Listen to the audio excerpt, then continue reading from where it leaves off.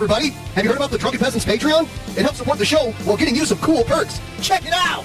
For $1 per month, you get to use our exclusive fan chat that appears at the bottom of the screen on every episode.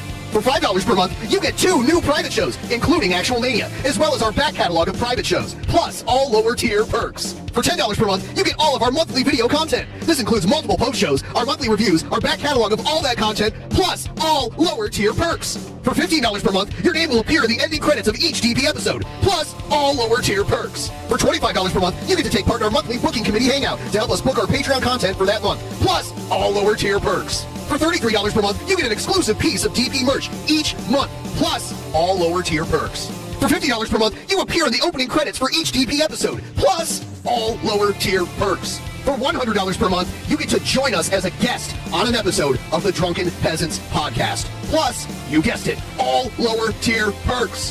Visit patreon.com/DP now to become a patron of the Drunken Peasants podcast.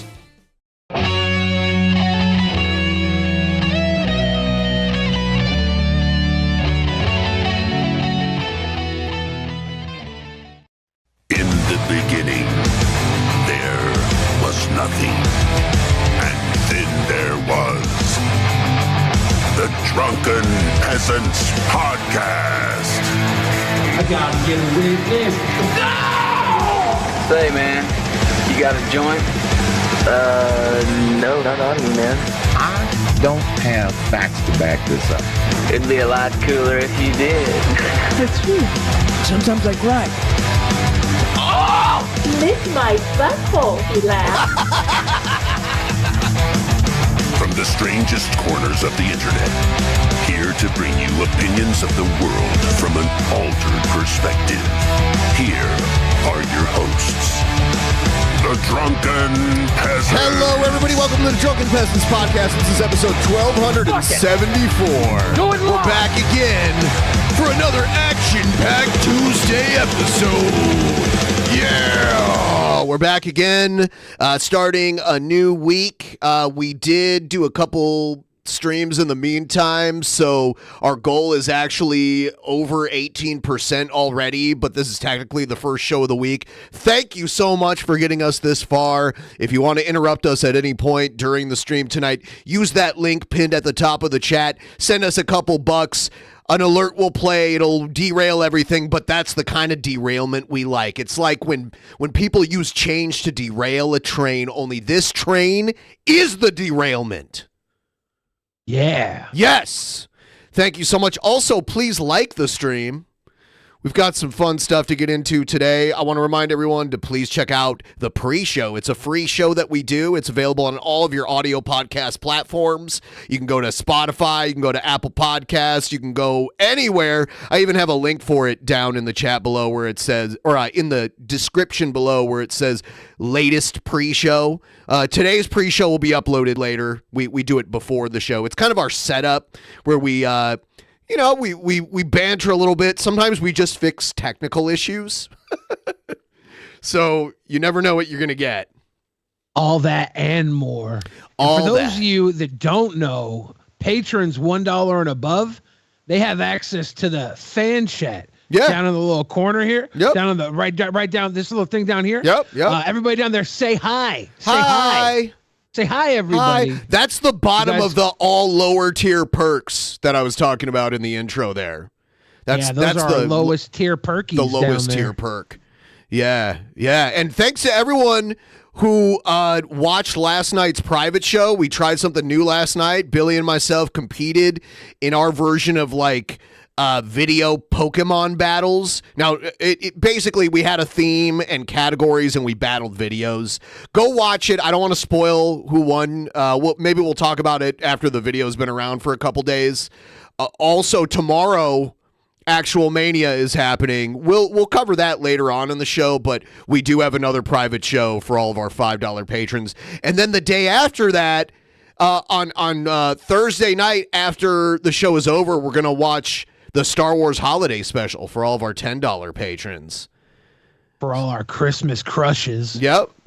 And then the offer is still on the table for the $33.33 patrons that want a cool Dynor sticker sent to them. You can sign up at any point before the end of the month. We are about to dip our toes back into the world of the Nick Fuentes. And we'll do it in just a minute here. Please like the stream, Liking everybody. The stream is incredibly difficult, and it's very impressive if you can manage to do it. Yeah. A lot of people like the stream, but don't know how to physically do it. It's just simply a little thumbs up button Yeah, you below just the click video. it. And you click it. It's And simple. Yeah. And it does good things for us when you do it. So we would appreciate it. All right, we're gonna get into the latest in the world of Nick Fuentes. Let's check it out.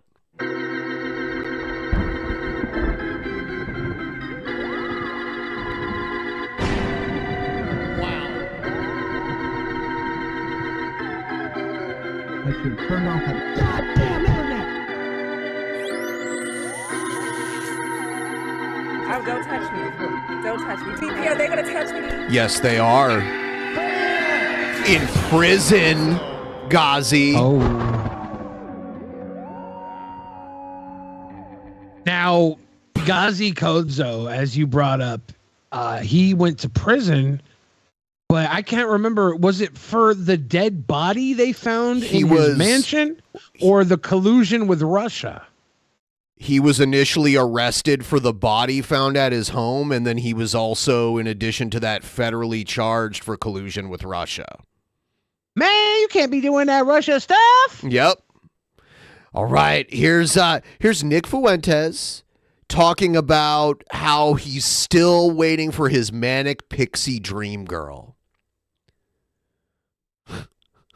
Money, you don't gotta try so hard. Just speak from the heart, But I appreciate it. Classic American man sent $10. That was the teenage pixie dream girl. No, not really. I told you the manic pixie dream girl was in Miami. In Miami. So he must have saw some girl in Miami that struck his fancy. Was it that blonde guy that always hangs out with Baked Alaska? I don't think so, but maybe. Yeah, he was kind of feminine looking. Did he get beat up one time, too, for saying the N-word? Like some black guy ran up and punched him? I think so. On my birthday. I'm all for freedom of speech, but I'm also for freedom of getting punched for saying stupid shit. I bumped into her. Do you remember that? And she did this. I don't remember this. Who are you talking to? Was there like remember a stream? That? She did this? She did that. Remember that? This sounds like one of King Cobra's stories about how like the hot Hispanic girl at the convenience store was like, that's one sexy goth boy. Then I heard her say, that goth dude is sexy. Crazy. It's always while he's walking away, he hears it behind him. That America First dude is sexy. That little neo-Nazi is a babe. Yeah, there's been some with the weird bendy fingers. Situation. It looks I feel like he's gonna poke his eye out with the inside of his finger. It looks like the image is warped. Like someone edited it to like make it to warp the image, but his fingers are just like wavy. Yeah. Patients like that. Ah! It's gonna poke his eye out with the inside of his finger. Ah! Why would he do that? Pretty wild, huh? She's out there. The we real. all know that if Fuentes has any dream girl, then it also packs a dick and balls. That's what I was thinking. Yeah, that was part of the pre-show. That was part of our discussion in the pre-show. The manic. Ben and I were discussing, because we're old, that in our day, you might consider that gay. Yes. Not today. Yes.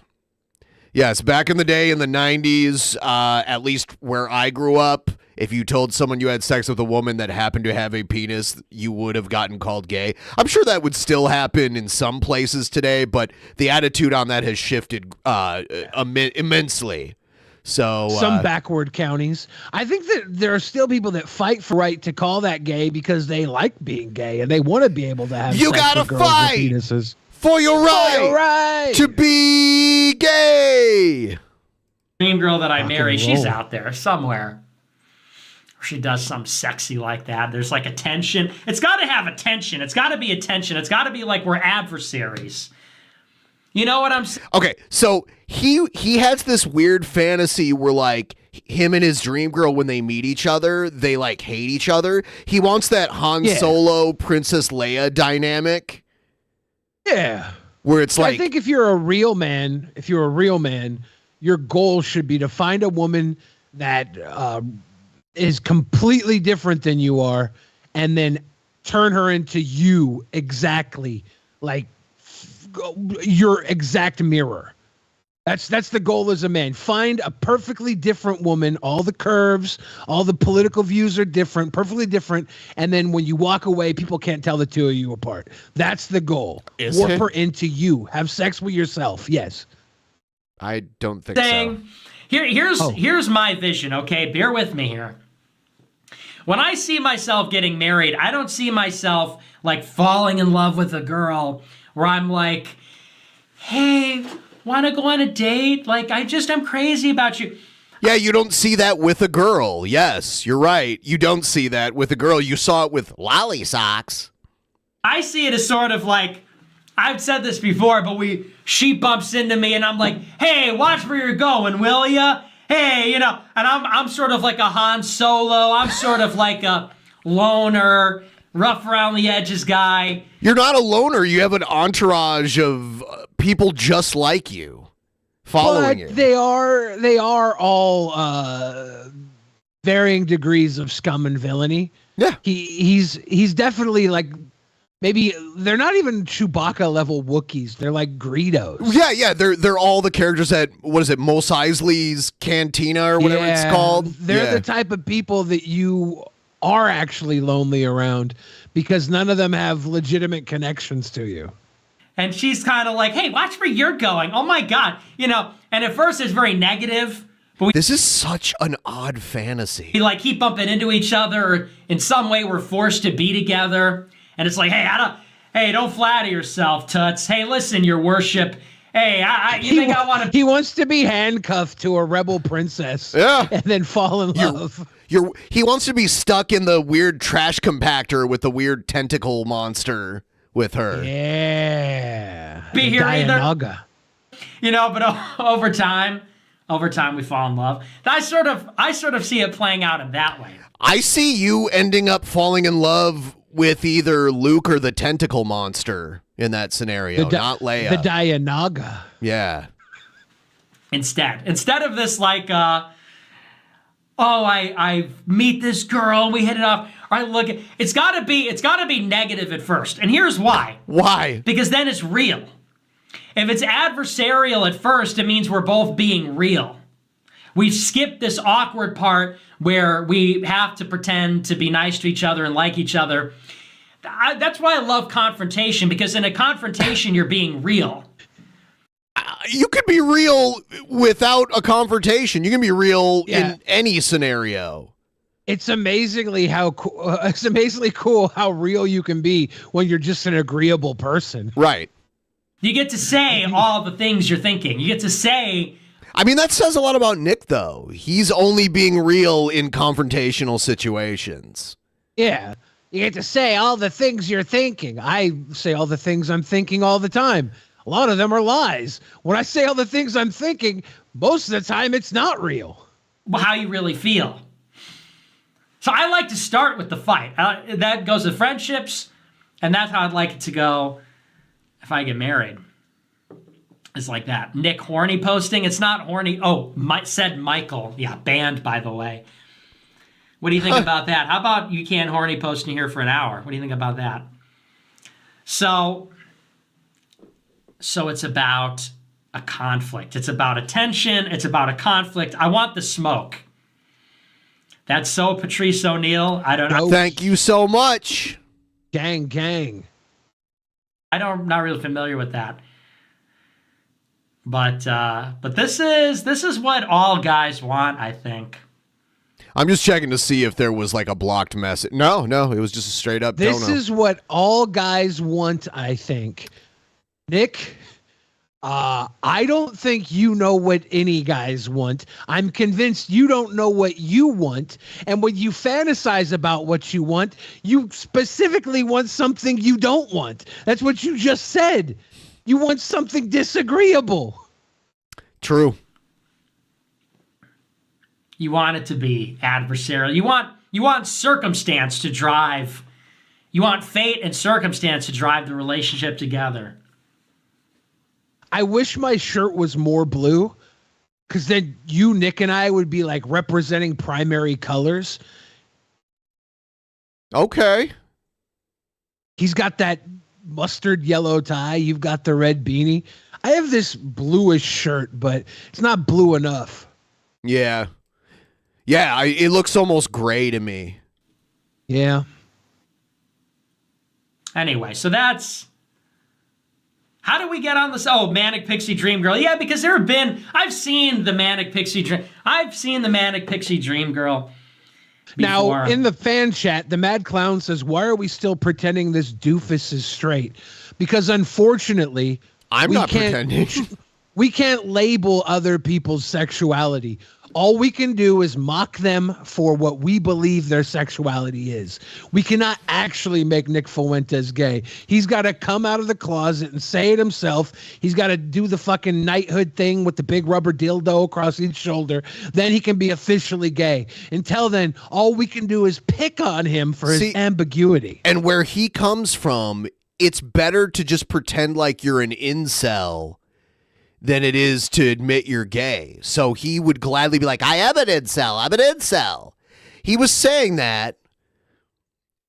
But honestly, like, he could probably have some gay fashy sex if he wanted to. He's influential in his little circle. He has. And that story he said where he was searching for cum in his roommate's room, like with a black light, that tells me he is a freak. In the gayest way. And, you know. And in our fan chat, Spec says yellow isn't a primary color. I don't know what planet you're from, Spec, but that's dumb shit. Here on Earth, the primary colors are red, blue, and yellow. Wherever you're from, yellow must be the color of piss. And the color of love. But you just have to be forced into that. It just has to happen in that right way. It has to happen in that right way. Like that movie. You ever see that movie, The Adjustment Bureau, with Matt Damon? And I think, is it Emily Blunt is in that? Or is it, what's her name? Who's in that? Matt Damon. I forget the girl. But in that movie, it's like God has a plan for everybody, but God is like, it's like a corporation, and there's a plan for everybody's life. And there are these people called the Adjustment Bureau. They go out there into the world and they make adjustments to make sure that everything goes according to plan. So that's like a anthropomorphic, Nick. Say anthropomorphic, Nick. He knows that word. He's pretending not to know. Anthropomorphized version of fate. And so the Adjustment Bureau, these guys in suits and fedoras, they go in and make adjustments to make sure everything. And anyway, Matt Damon and this girl keep bumping into each other. But they're not supposed to be together. It's not part of their plan. And so the Adjustment Bureau comes out and says, listen, Matt Damon, if you keep trying to hook up with this girl, we're going to kill you. And they say, we don't care. We're going against the plan. We need to be together. And it turns out that they were supposed to be together. It was a major thing in their lives, but it was changed. And so they're resisting the change. And that wound up being part of the plan, is that they resisted. Anyway, so I've always sort of seen it as unfolding, and that not like the corny sci-fi aspect of it, but the... You were just quoting Star Wars. Yeah, well, Star Wars isn't corny. Star Wars is fantasy. But I was going to the Toshi station to pick up some power converters. It's like, whoops, oh, we're on the same bus. Whoops, oh, got the same coffee order. Hey, get out of my way, will ya? Ah, you first, you big jerk. Oh, I don't even like you. Something like that. This is the most boring sexual fantasy I've ever heard. I'm really proud of Nick Fuentes for choosing to be the most boring sexual object in history. If you notice, he consistently has one hand under the desk, though. Whatever. He's That's just whatever. tapping the peenie?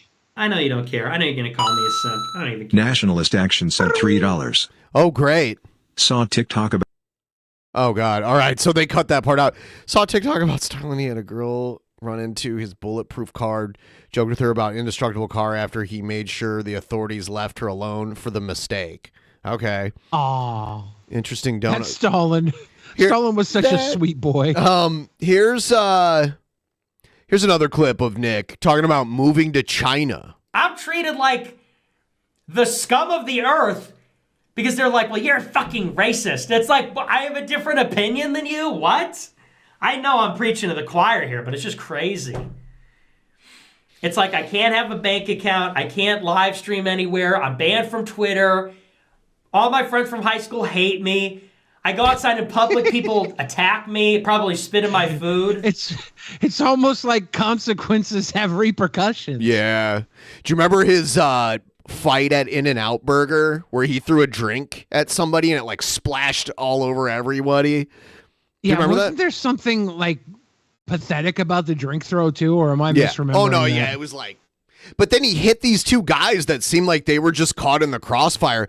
And the surprising thing is that they didn't both kick his ass when that happened. Yeah, I think most people are not prone to violence.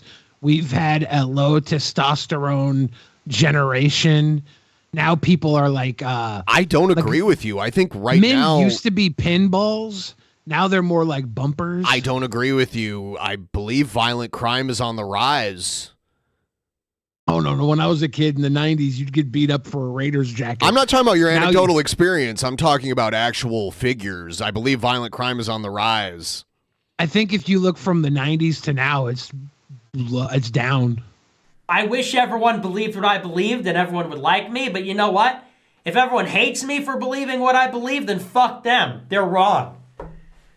This country is cringe. Over the this generations, country got cringe. What's considered violence base, has become far more vast today than it was 30 years ago.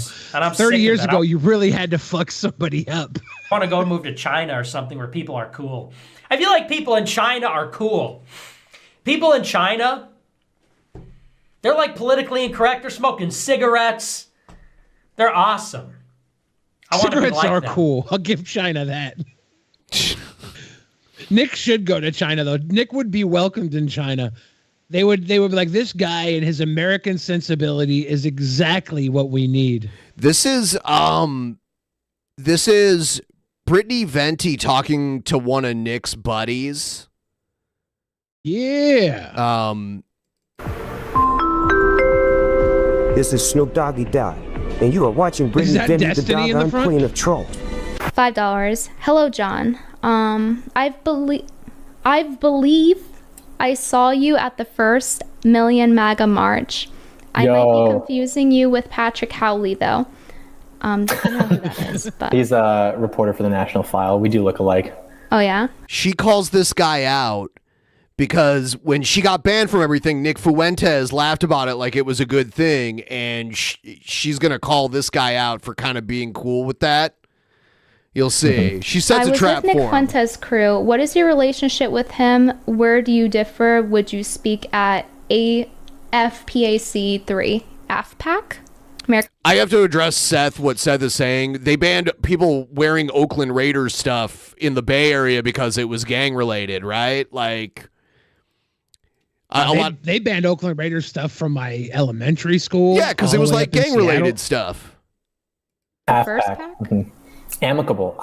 Yeah, he texted me a couple weeks before that happened, and he asked if I wanted to speak. And that, like, I took a couple weeks off. Things that were gang related were the NFL team, the Raiders, the Insane Clown Posse Juggalos, and there was even the Pink Mafia. being gay was a gangster thing for a while. That still exists, I believe. Everything and trying to build Pretty a new studio, but then there was like literally one block of time where I actually wasn't going to be around because I was going to be in Pompano because my grandma got involved with this timeshare thing, so I had to help like literally move out of that. And that was the weekend of AFPAC, and so I didn't get to attend, nor did I get to speak. But yeah, amicable, nice guy, nice to me. Never had any issues. He fits the whole prototypical Fuentes AFPAC kind of guy. Look at him. My favorite thing about Brittany, she is smarter than a lot of these guys that do not think that women are capable of one-upping them. And they all go fucking dick first into the fight. And she's always like one step ahead of them. I enjoy that. Well, in terms of, he also asked how you guys differ. Well, John, do you believe that, for example, me getting banned off of Twitter was bad?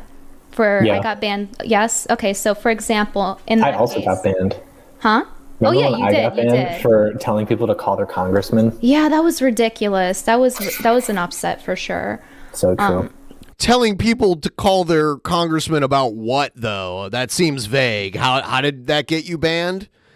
What were you telling people to tell their congressman? I don't know, but it just seems kind of a weird thing to get banned for. But my point is that in Nick Fuentes' case, he was cheering for my ban, which is a little inconsistent with being against censorship, I would say. Well, that's just because, a lot of what he talks about and his audience talk about is like, no e-girls. And so to see you get banned is like funny to them. So I understand that. It's kind of funny too. Not gonna lie. Not like you getting banned, but like the whole like meme in itself. Oh, I don't think you getting banned is funny. I just think it's funny that you got banned. That's basically what he said. Jeffrey Holiday is in the chat. Cheers. Jeffrey Holiday is going to be running his team against Egghead's team tomorrow at Survivor's Situation. Yeah. I can't wait to see Jeff's video against Egghead. It's going to be interesting. I don't think it was a meme. I think it was like genuine malicious. I don't know. I don't really hang out in that circle, so I couldn't speak to that, but I'm just familiar with the meme. Jess says he blocked her on Twitter. I guess she's an e-girl too, though. You see how that term is so broad and gets applied? If you're a woman and you're online. Yes, e-girls are so broad. That's the definition now. That's not what it was 5 years ago. I remember when I was online and Snapchat was like a newer thing. Like they had the dog filter type of thing.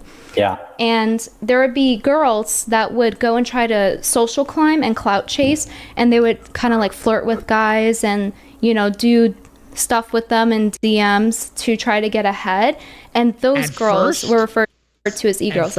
E-girls were dog thought filter. Nobody complained.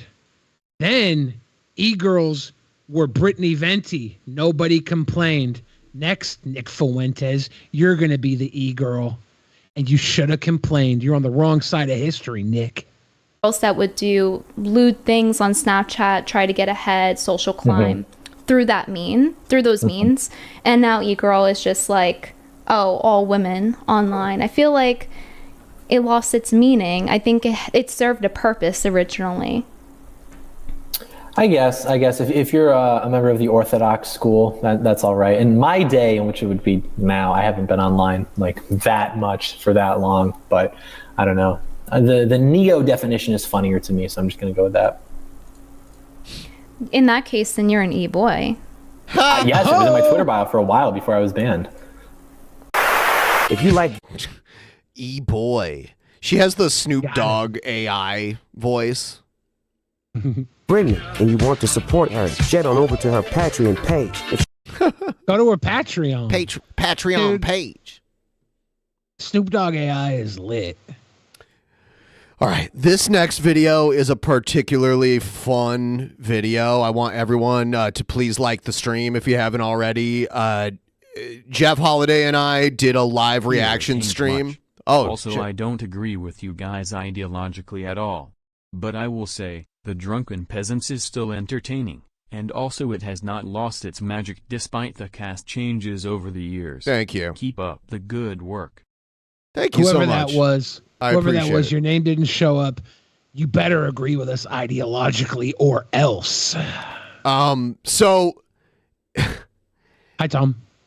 Jeff Holiday and myself, we did a live reaction stream to the Ohio State versus Michigan game. It started at 9 a.m.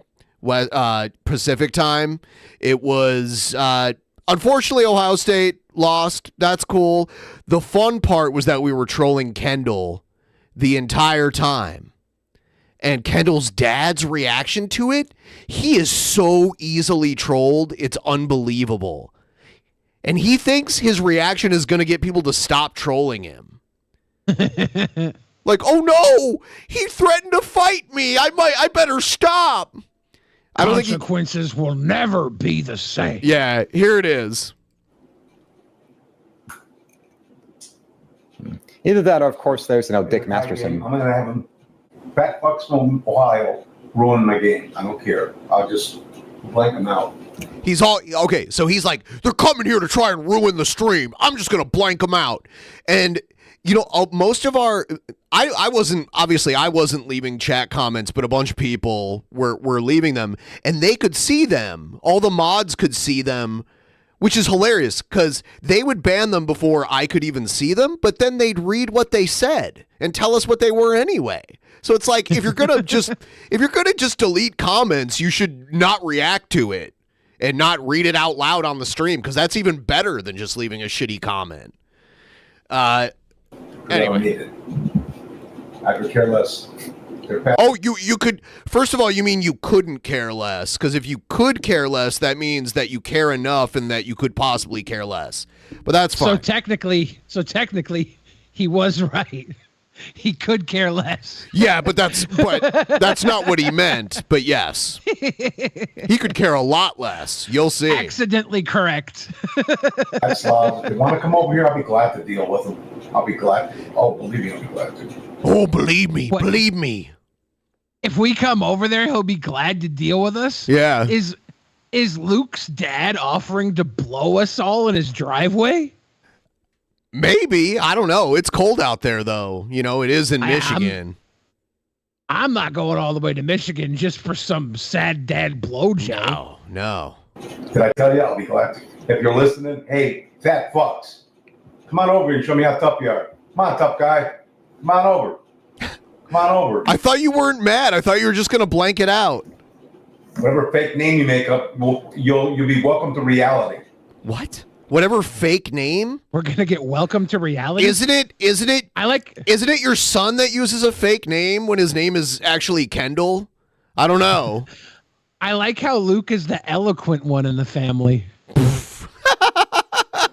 That you're about as tough as this ballpoint pen. And you can make up all your bullshit talk. He was so proud of that. Yep. And his dad just ignored it. He's like, oh, whatever, you dumb shit. You're about as tough as this ballpoint pen. Dad, did you like that one, Dad? Because I don't care if you have tattoos, if you don't have tattoos, who you vote for, if your hat's red, if it's blue. Oh, shit, Ben. He just described both of us. If you got a red hat, blue hat. You got tattoos, don't have tattoos. You don't have tattoos. Come over here and I'll kick your fucking asses. Line up one at a time. Get in my front driveway. Why one at a time? If you're so tough, you should be able to take us all on at the same time. Fat pieces of shit. Fat pieces of shit. That's what he's now. As we see mean. Geico and Walmart and this is how. So and then Kendell tries to keep going back to the game, and his dad's just going off the whole time. Hey, fat fuck, stop asking for me to come on the street. Come to my house. No, come on. Yeah, I was trying to get his dad to come on the stream. And he was like, fat fuck. To my window. I'm tired of these people who are fatter than me calling me fat. It's bullshit. Kendall's dad is fat too. Please, I beg you to come to my house. Why are you begging me? Are you flirting with me? I don't understand. Come to my house, please. And you will never open your fat mouth on the internet again. What's happening is there were people watching me and relaying to him what I'm saying. And he, instead of just coming and talking to me directly, he's doing this. And then calling me a coward. Because it won't be able to open. Please come and watch what happens. That is all. No, it's not. That's just the beginning. He sounds like Biff Tannen almost. Come on, McFly. Come to my driveway, McFly. Ladies and gentlemen, the peasants have no testicles. That is all. As now 5:30. Oh, snap. How do you know that we were neutered? I don't know. I don't know how he knows that. Jeff Holiday is suggesting that Alan, Luke's dad, is just looking for some rough, self-hating, man-pounding hate fuckery. Maybe so.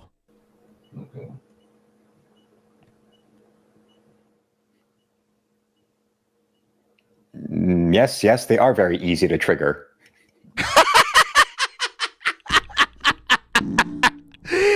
He's sitting next to his father, who's triggered so hard.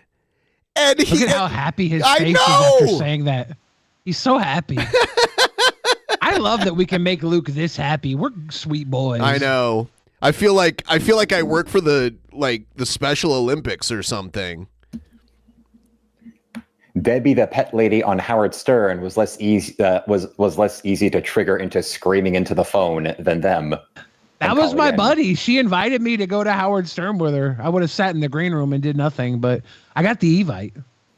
I just want to know, maybe the solution by the Drunken Peasants is if we got them more lesbians. Baba Booey. So now he's trying to do his Howard Stern impersonation. That's what he's doing right now. He's pretending to talk to Gary. Baba Booey. Yeah. Baba Booey. Can we get the Drunken Peasants some lesbians? Maybe some lesbians doing a pie eating contest, or maybe a three-legged race with Gary the Retarded help. I actually did a pie eating contest with some lesbians.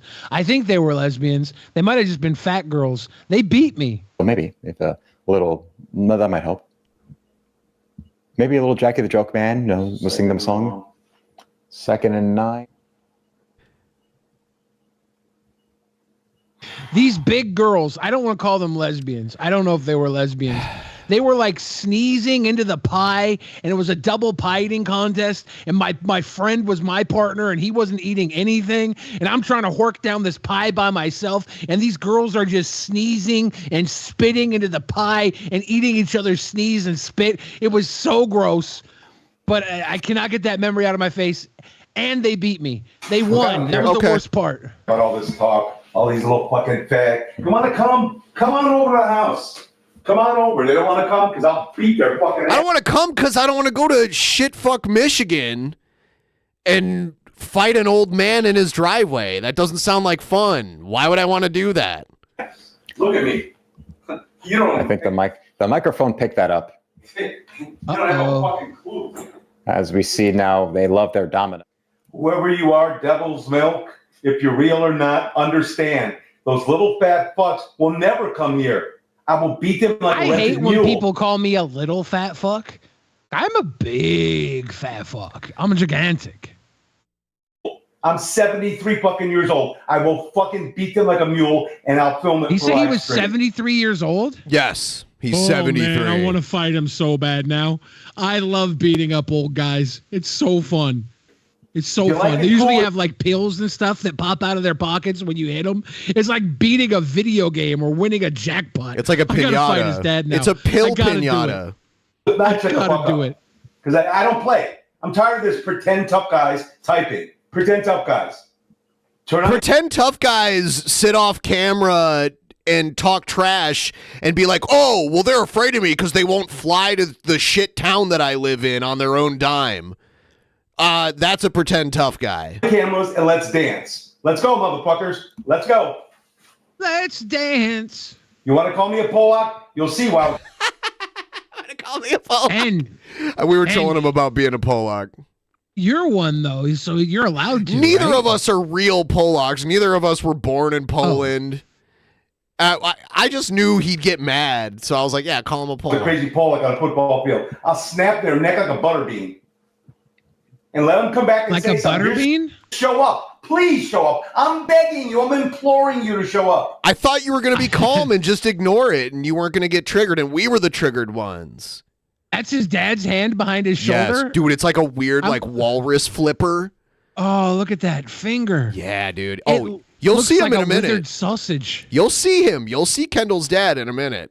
Oh, damn, this is my, real. he's really hurt. They've got the full line on the field. They've got several doctors. It's always the most effective speedy delivery. Change the subject. Yes. His dad won't let him. And there's a part later, because it was a pretty close game. There's like a point where it's not looking good for Michigan, and Kendall's dad starts like stressing out really bad about it. It's so hilarious. And you fat asses that are listening, you couldn't have caught him if you were on a speed bike. Yeah, I can't catch a college football player. Yeah, I can't. Well, what if I'd be like a track runner or something? I could do it on a speed bike. He said we couldn't do it on a speed bike. Yeah. If I had a speed bike, I could do it. Fell off and your fucking jelly would have went all over the field. Can you catch a college football player? Piece of shit. If I had a speed Why? bike, Because you went to I'm not talking to you. high school. that's what he said. He said you couldn't catch him on a speed bike. And I highly disagree. Give me a speed bike and I'll splash my jelly on him. Yes, we got some two boys right here, soy boys who have extremely jelly. Okay. They need it's a 450-pound deadlift just for them to lift up their gut to see their own penis to go pee, okay? Yeah, I'm jelly donut, Papa. I don't care. I'm part donut on my dad's side. That doesn't mean anything to me. If I don't have to lift up my 350 pounds. I have fucking women to sniff out my penis like truffle sniffing pigs. It's fine. Right there, okay. Like as RJ says, love the way you and your father watch football. There's no holding back. Yes, it's no holds barred. They're not even. He's not even talking about football. And what's that smell coming from the Drunken Peasants? It's Dookie. That was a no holds barred reference. I like it. This would make a good screenshot right here. It's Dookie. Dookie. This stream would be a whole lot better if this was live. He's so happy. Hold on, I want to hear what he says.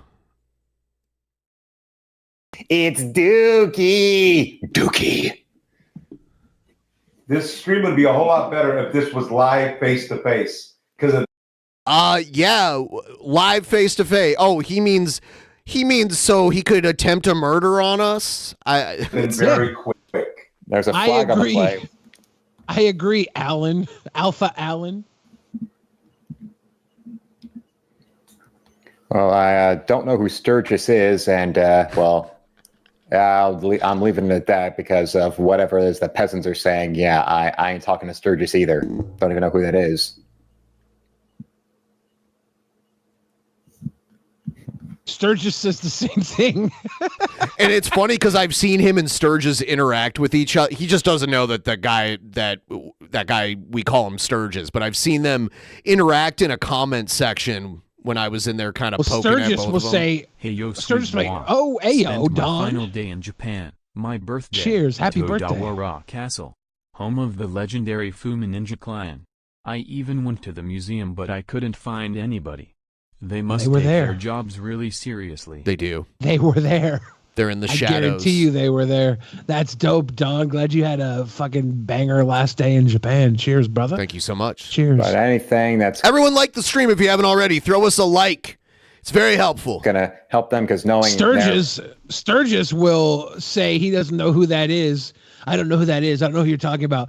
But then he will use Sturgis in his thumbnails when we're talking about Sturgis. He's also been like, who's Sturgis? Oh, he's a Chad male. Like I've seen him. Yeah, I can't remember the exact quote, but he's so they're cute. so drugged out on Cheetos and Ritalin that they probably can't even go to sleep. Yes, that's true. They just wind up screaming at a picture of Eric July to the point of exhaustion, and then that's what gets them to go to sleep. Ben and I get our Cheetos duster. We dust up our Cheetos. We mainline snort our Cheetos through Slurpee straws. And then we go, stay up all night. Eric July! That's what we do. And then I pass out from exhaustion. Have you seen this Cheetos duster yet, Ben? Have you seen a Cheetos duster? No. Captain America salutes you. It's great. I don't want to switch to another sub. You can tell, like, what Cheetos duster. Why are we talking about this? What is it? It's a countertop appliance. You plug in, and it dusts the Cheetos for you. That sounds fucking awful. You missed Zap Rosedauer's laugh comment. Zap wants to know if you could take Kendall's dad in a fight, and if you've ever been in a real fight before. I would just lose. He would kill me. He would kill me in his driveway. There you go, Zap.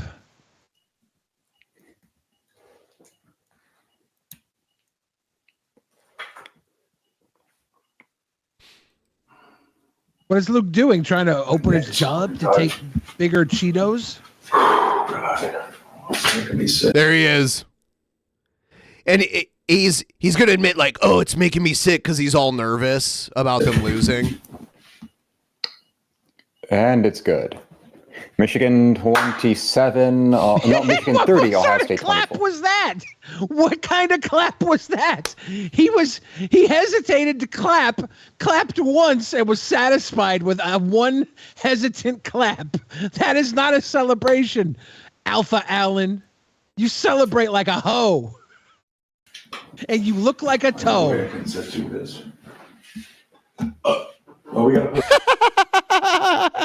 Was that a bark? Did he bark? It was like a weird burp. Pass rush on this bitch because he ain't nothing. He's Marvin Harrison every time if you give him time to throw. Yes, indeed. Yes, indeed. He keeps barking. Yep.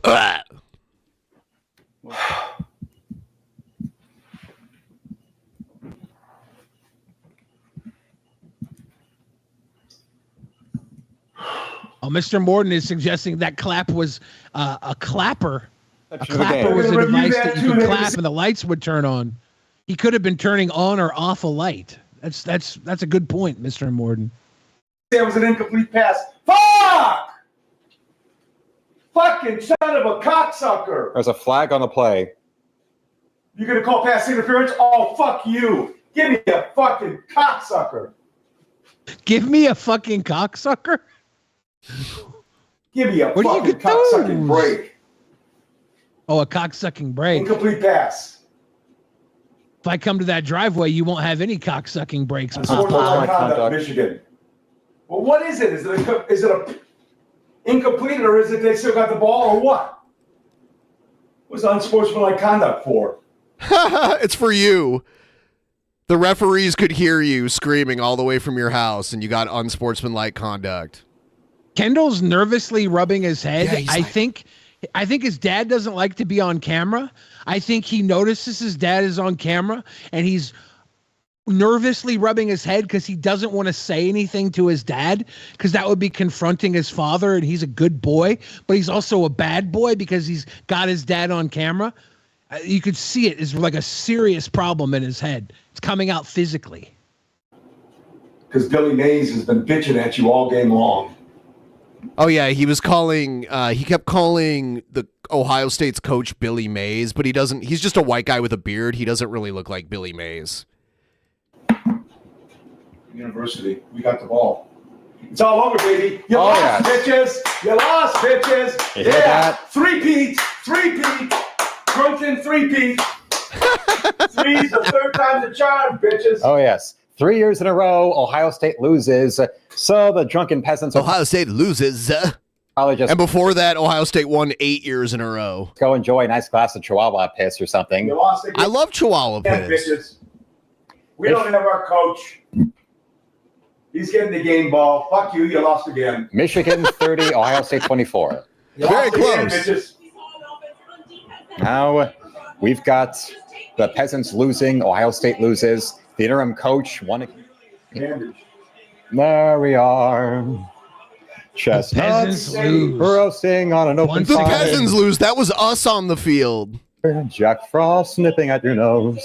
It's said many times, many ways. Merry Christmas to you. Thank you for that. Oh, yes. I would love to see what the Drunken Peasants' reaction is right now as they are peeing their pants and crying for their mama to get them. I mean, I'm on heart meds. I normally don't pee my pants. It was live. You could see my reaction. I was just really drunk and laughing about Kendall and was like, oh, shit, they lost. Oh, well. Or Meatloaf. No, especially with Billy the Fridge's Yokozuna. It's funny because they think you're on the stream and you weren't. Like they didn't even look for a second. All the information. Hold on. All the information they're getting was secondhand, and they keep mentioning you as if you were there, but you weren't. Jeff and I look strikingly similar. Not really. Ass. So from the waist down, they must have facial blindness. Drunken peasants must be getting tired of losing at this point. We didn't lose. Lose so much, such big, beautiful losses that they are tired of losing. But they just get to keep on losing. You got your ass beat. Yes. Luke for the win, says the Devil's Milk. Well, yes, because we're over here, and this is the winner's circle. We've got it up and out and going. Why? Because scumbags like Ohio State are receiving punishment. You speak to me through punishment. That's a cool toy reference. There's been 41 games in my lifetime, and Michigan has won 18 of them. So I'm used to Michigan winning almost half of the time in my lifetime. Was that like 45%? Something like that, yeah. There were a couple ties here and there, but overall, Ohio State won a few more times. But it's only in the last like 20 years. Like Michigan has only won 5 times in the last 20 years. So, and they won 3 in a row in the last 3 years. The her. Who's her? The her. They'd be making so many excuses if they lost. Yes. And they said it was an ass whooping, but it was pretty close. It was like a touchdown. Very much. It was less than a touchdown. He's got his own winery, and he's out there like he's expecting. That's a little bit of a pot and kettle. The way it ended was like Ohio State had the ball, and if they would have scored a touchdown, they would have won, but their quarterback threw an interception, and then it was over because there wasn't much time left. So situation right there, if what they're saying is true, Nick. What? Now they're saying about Nick saying now they're sending people to the chat to call my father a bitch because they say he's sensitive. He is. I mean, like we just saw it. Yeah. Come on over, bitches. This is how you're sensitive. What you're doing right now. Line up. Take a number. Take a number. You don't know what you're biting at.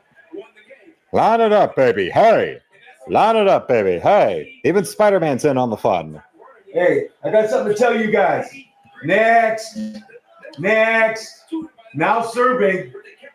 Fat number 39. What? You don't have a clue, fat boys. Come on. Oh yeah. Actually, Alpha Allen? You wanna boogie, Alpha Allen?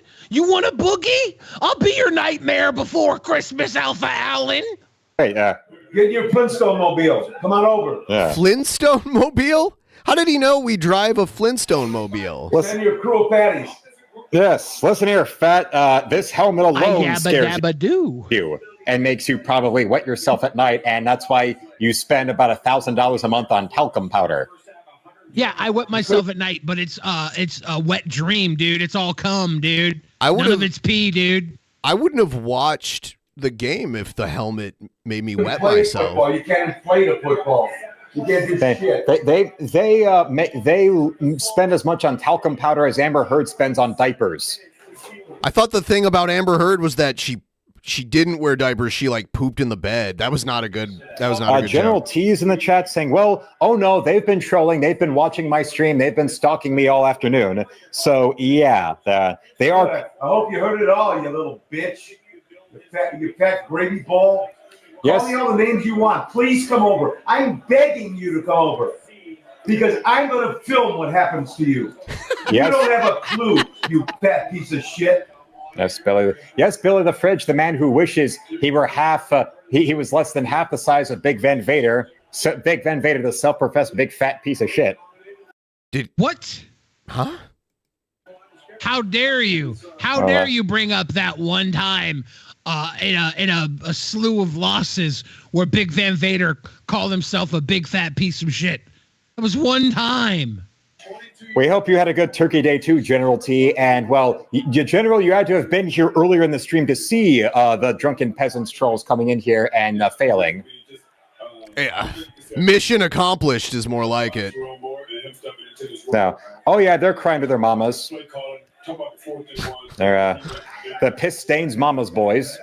The game happens every year. It's not like it was a once-in-a-lifetime opportunity. It happens literally every year. It's happened like 112 times. Go, Pistains, go to the bathroom to get the talcum powder. I don't see what's so bad about talcum powder. It I don't feels know. good. He keeps bringing it up like we should be ashamed Now of it. the other one, Ben, is also butthurt on the stream, he's calling Nick a bitch and wants well, you can call anybody in my audience a bitch all you want. That's just more confession. See, all the info they have is all secondhand. They have no idea what's going on.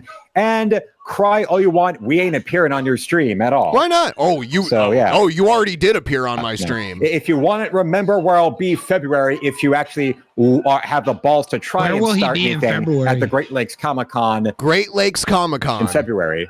Egghead, I'm doing a show right now. I can't answer your DMs. I'm doing a show right now, Egghead. Do you see that? Interesting. Be Warren policemen right there ready for you to try to start any violence. And now because of that, don't forget about how you get Ohio State graduates off your front lawn. You pay for your pizza. Well, knowing the Drunken Peasants, they're probably too busy getting the pizzas eaten by themselves and then getting fired for eating what they're supposed to be delivering. True. That's why they got fired from McDonald's, because they were stealing fries from customers. He just makes up all this shit. It's like nobody without projection, he has nothing. The trouble I've seen, nobody knows my sorrow. Nobody knows the trouble the Drunken Peasants have February seen. 23rd and February 24th, Ben, the Great Lakes Comic Convention. Are we going to that? Let's get a table. All we're gonna do is sign penises over pictures of Luke's face. Show about him. Nothing unusual here. Wow, Egghead! Wow. Nobody knows but Jesus. Nobody knows the trouble they've seen.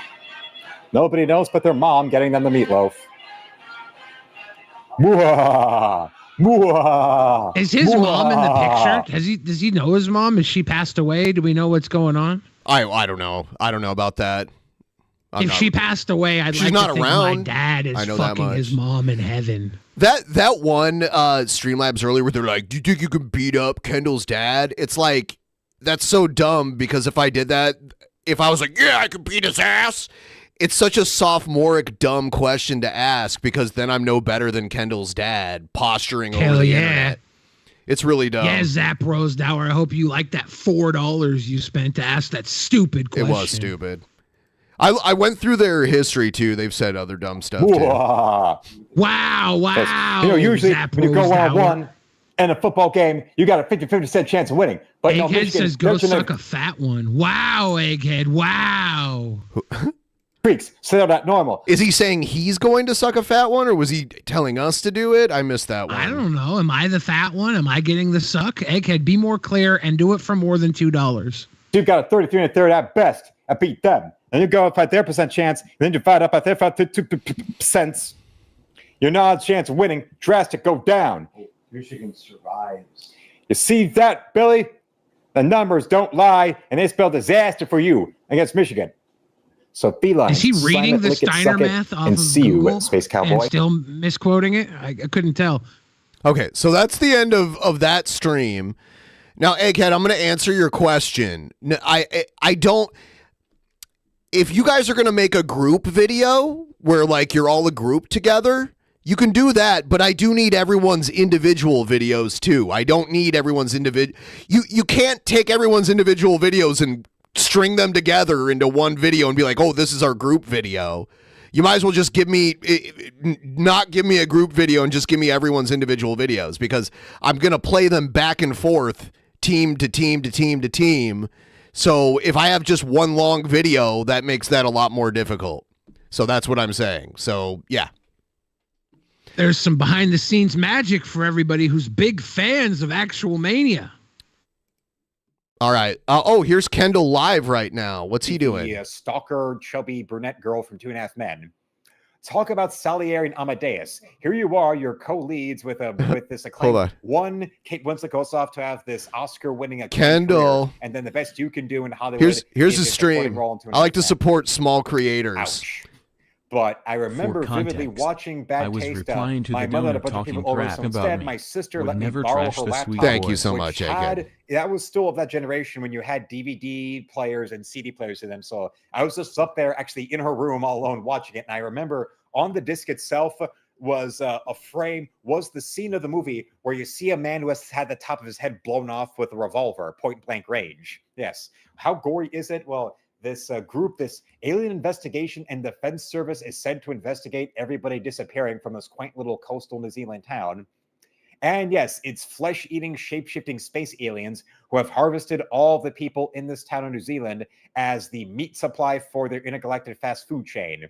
And the first time a guy sees one of the aliens there, he sees them. You won't actually see anything happen in the chat, but once people leave, there's the guy walking, and the top of his head's been blown. Once enough people leave comments, later on, that body doesn't go to waste, because then we see Peter Jackson in one of his dual roles eating what's left of the guy's brain. Say hi to him for me. With a spoon, like it's yogurt.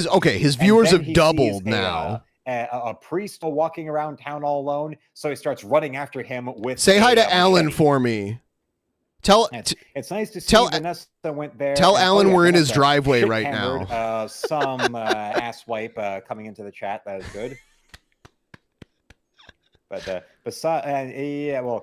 Lacey disagrees. Tag Alan. He's right there. Alan Korolowitz. Tell him we're there right now. Tell him to look outside. We're in his driveway. That's a face where, hell, he even demonstrated. He appeared, I think, on like Conan. We're changing his oil right now while we're waiting for him. That wasn't CGI. Because we're sweet boys. Yes, this is live right now. That's just he can naturally make a smile that looks that horrifying. And then you go and look at his brother, who was one of the Men's Health cover models that took turns porn slamming Anna Paquin's vagina on True Blood for 7 straight years. And yeah, now you can see that dude. No wonder they tried to make him a leading man in that Tarzan movie, that Tarzan reboot. Forgetting that, it's a movie starring Margot Robbie that isn't Wolf of Wall Street. So 2 people are going to see it unless it's based on something with Barbie in it. Margot Robbie has been in tons of movies. And then the best he's been able to do after that was tons of big supporting role in King Kong versus Godzilla. But beyond that, they did absolutely positively. That's the best that he can do is a supporting role in Kong versus Tell Alan we're in his driveway. But next we've got Gamer Is he talking down on Alexander Skarsgård? Marissa saying Alexander Skarsgård is a second generation top quality actor. His brother is as successful. His family is a dynasty. Shit hammer that dude. But no, he said check my garage. And he was also, not only is his handle socialism trained, but he was telling my father to check his driveway. How about you go and check your ass? Gamer Pain 93. Are those basically the same thing? From him, I'm seeing a friend, but because of all the drunken peasants assholes, now it's a matter of when you see people in the channels that aren't regulars there, it's a matter of friend or foe. We got to know. One gentleman that shows up occasionally during premieres for videos, David Francisco. I think it was the Sunday, my premiere for Sunday, and he came in there, and Vanessa was all concerned. I said, "Oh no, he periodically do something else." Triggered Alan. Everyone like the stream if you haven't already. Liking the stream is very helpful. We would appreciate it. And all you guys, you got banned instantly. They'll ban you before you even say anything sometimes, because they'll check the list of people in there and ban people. It is what it is. Did you hear about this Ryback thing? No. Okay. I'm going to play for you this video that Ryback made 3 days ago, okay? Listen to what he says, very careful. Ryback, for those of you who don't know, is a former pro wrestler, and he's recognized as a very bad pro wrestler. Here, he made this video recently. Yo, I'm the big guy, Ryback, and if CM Punk returns, I'm going to officially retire from professional wrestling. Now, I've never retired. Online, like a lot of things, there's a lot of misinformation. I stopped wrestling in 2018 when I needed a 5-disc fusion and a right shoulder replacement. Luckily, from stem cells from Bioaccelerator and my doctor here in Las Vegas, 19 procedures in total. I avoided the 5-disc fusion, and my right shoulder just simply needs a little more work before I could return. But if CM Punk returns, I'm officially done. Also... Wow. Okay. So there's that. I like how he used a picture of him about to slam CM Punk, because CM Punk did claim that he was injured by Ryback wrestling him multiple times. So this is the video that he put. So the next day, CM Punk did return. Yeah. And this is the video Ryback made right after that happened. Yo, I'm the big guy Ryback, and last night, CM Punk, aka Fragile Phil, returned to WWE at Survivor Series. Now, negative Nancy Neckbeard marks are making a lot of noise right now saying that I have to retire. You see, the other day I put out a post on here on TikTok and Ryback TV on YouTube and at X Twitter at Ryback that if CM Punk, aka Fragile Phil, returns, that I would indeed retire. Yep. But everybody just assumed that I was talking about WWE. In fact, no, you said return. So return to any type of wrestling is how I took it originally. Very honorable, honest man with unbelievable courage and determination and persistence. I was talking about CM Punk Fragile Phil having to return to AEW Collision. So I just wanted to let everybody know that I am not retired. I've never retired. The word retire is for cowards. Then why'd you use it in your video? Never going to retire. Retire, tired. The word tired, and the word retire just doesn't fit with my whole feed me more #hungry, unlimited energy, wake up mindset that the big guy Ryback trademark has. I also just want to let you guys know that I own Fragile Phil in every way, shape, and form possible. Here, take a look. Heavyweight champion. He's got Punk on his shoulders, marching around. Yeah, so this is probably him injuring CM Punk. I just want to bust it up a little bit because WWE's terrible with copyright shit.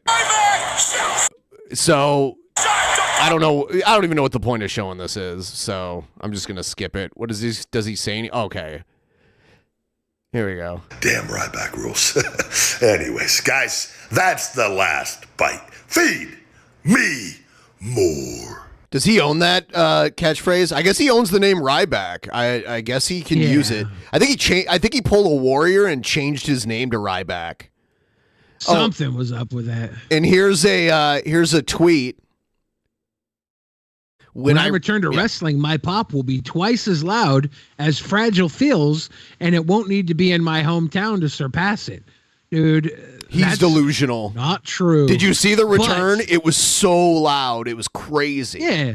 They've been chanting CM Punk for almost 10 years in every promotion. Yes. That exists. Yeah. And they were chanting CM Punk in Saudi Arabia 2 months ago. Yeah. Yeah, and that's on the other side of the world. Yeah, Ryback, though, should be saying and doing stuff like this. He's a bottom feeder. He should be at the bottom doing these tactics to get attention. That's the best way for him to get attention, because even if he went back to wrestling, it would be for 2-minute squash matches. That's all he'd be worth, is a pop for 2 minutes of a shit match, and then move on to somebody who can actually wrestle.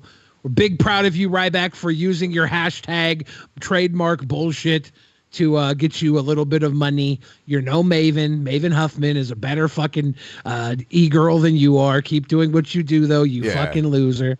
You fucking loser. He claims that AEW was going to offer a match between him and Goldberg, because everyone used to joke that he was like the Goldberg of his time. And I was just thinking, man, that would be one of the worst matches ever. I mean, I think it would be about 3 minutes and Goldberg would have to squash him, right? I think what would happen the first half, oh shit.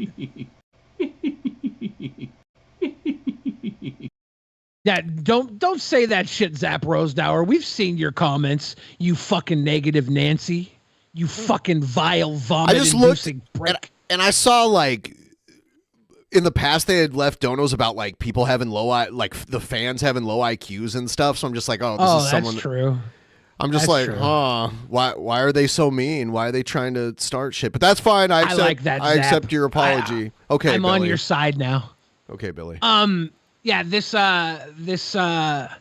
Ryback gimmick though is the best he can do. If he would have fought Goldberg in AEW, if that was ever actually a thing, it would have been bad. The first half of the match Ryback would have been. believes in the secret and has a vision board.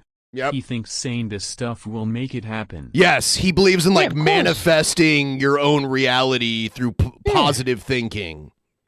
Yeah. He would definitely squash the first half of the match. Then Goldberg would no-sell his entire squash. It'd be like a regular Ryback squash match, but then Goldberg would no-sell it, get up, do his fucking squash match, and win the match. It'd be 4 minutes. That's exactly how it would go. There's no way Goldberg would sign on to lose to Ryback. Yeah. Like, Goldberg's a way bigger star. Shit. He would take all of Ryback's shit. Ryback would go for the pin. Goldberg would kick out at 1. Then Goldberg would do all his shit, and Ryback would lose. And Ryback would be happy to get like a fucking $50,000 payday for that match. He'd be happy to get $50K. I kind of liked it how there was that short time where Goldberg came back in like 2016, 2017, and they kind of positioned him as the only guy who could hurt Lesnar with his spear.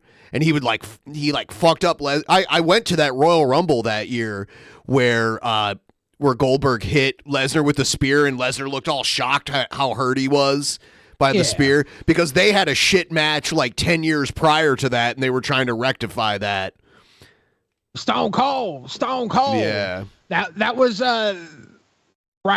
Goldberg beat Brock Lesnar in a squash match at Survivor Series. Yep. And then they had Goldberg get beat by Brock Lesnar at WrestleMania. Yeah.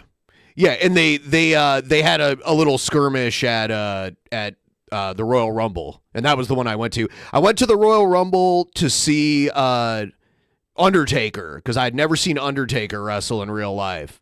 So that was like my first time seeing him, and I also got to see Goldberg. And then I thought I was seeing Sting, but it was a fake Sting at that Royal Rumble. Oh, yeah. That's the Undertaker. I saw Sting at the AEW pay-per-view in Chicago a couple years ago, though. So that was on cool. Shawn Michaels' birthday in 1996. I watched The Undertaker and Mankind wrestle all throughout the arena during the taping of Monday Night Raw. I also saw Shawn Michaels throw his birthday cake in the face of Sunny, Tammy Lynn Sitch, and I also saw a dark match between Shawn Michaels and Big Van Vader, and 12-year-old me was quivering in fright when Big Van Vader ran directly at me to grab a steel chair from the ring bell man. Ooh-wee, that was an intense time, and it solidified my want and need to be a professional wrestler, which lasted through with me for the next 10 years. Where I grew up, we only really got house shows, so you had to drive to Detroit or Cleveland or Columbus to see an actual except for the Saturday night's main event. That was the only one that was like a televised event that we had ever had. And I think they saw how shitty the arena in Toledo was, so they just never came back. Everyone liked the stream. If you haven't already, I appreciate you guys getting us to almost 300. And this is the first show of the week, so feel free to keep it coming. If we could get to like 50% at the end of the first show, that would be amazing. We've already doubled tonight what we made in the last 2 days. Yeah, that's on the amazing. First show, baby. It's amazing. If anybody else wants to throw peanuts at the elephant, Zap Rosedauer, even you and your negative ass comments, dude, you can that's still fine. Pay us money. They already said they were sorry, so we can move on from it. It's fine. I will never let you live that down, Zap.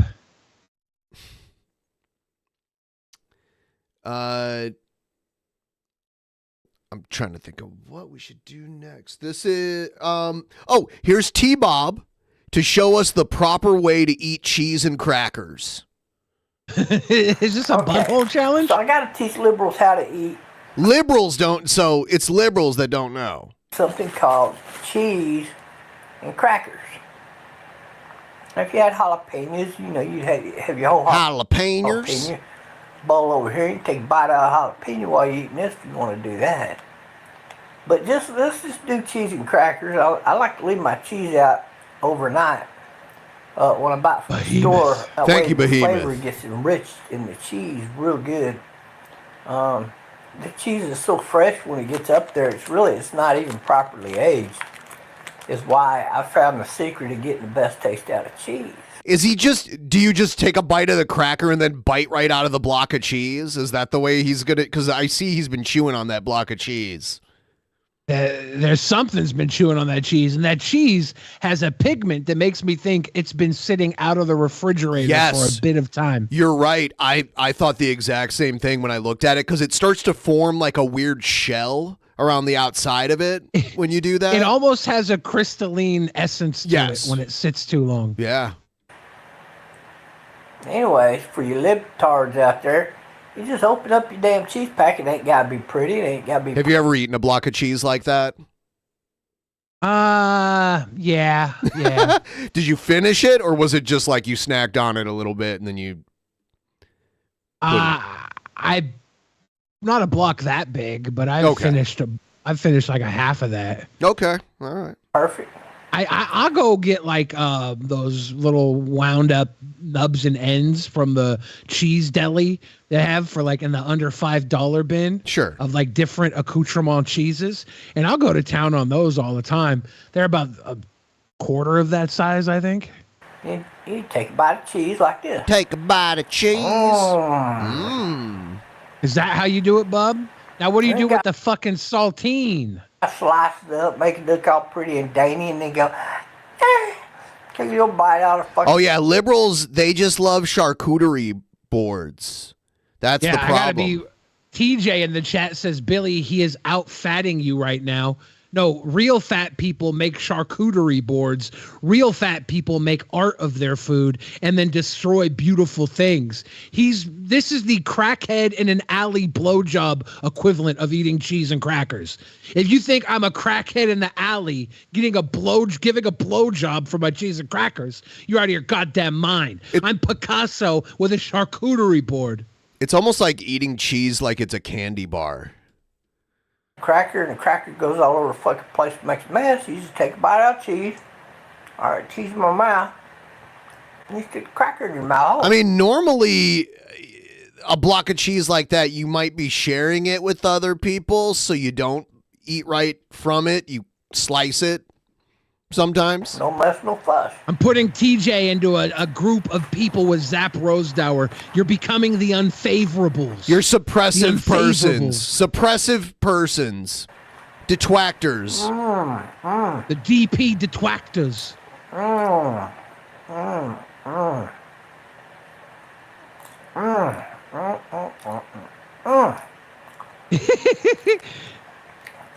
This looks like grandpa, post-op grandpa POV getting his fucking cooter eaten.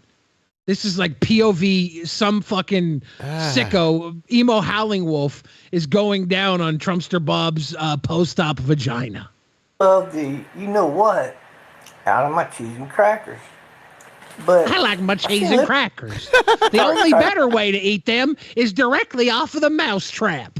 They eat this kind of food, like in a restaurant and whatnot, and they try to be so pretty and dainty with it. It's like, aren't you cute? but just so that you men out there understand, that's a feminine thing to do. Men don't fucking decorate the food and make it look all pretty. Men destroy feminine things. That includes actual women, charcuterie boards, and anything else pretty that we want to dip our fucking paintbrushes in. Pussy, that's what men do. We conquer. You're over here like a goddamn Last rat. time I went to a party hosted by my conservative manly friends, we all just passed a block of government welfare cheese around and took bites off the block. I knew it. Dainty and to go, thank you. And then act all snobby and take little bites out of it and get it all over the fucking table and all over you and shit. That's a pig that does that.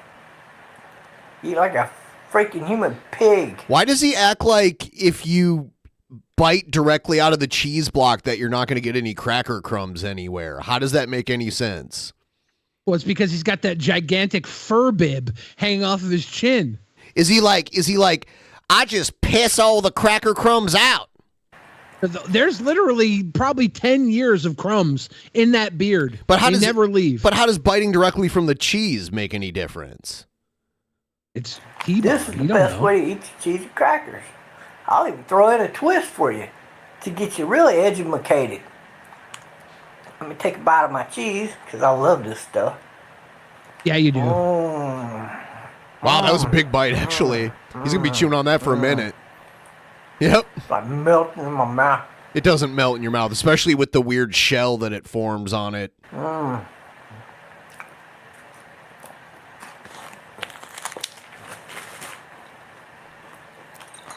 Hot sauce. Is he going to take a swig directly from it? Yes, sir. This is a sign that you live alone and you eat alone, and yeah, and you're a slob.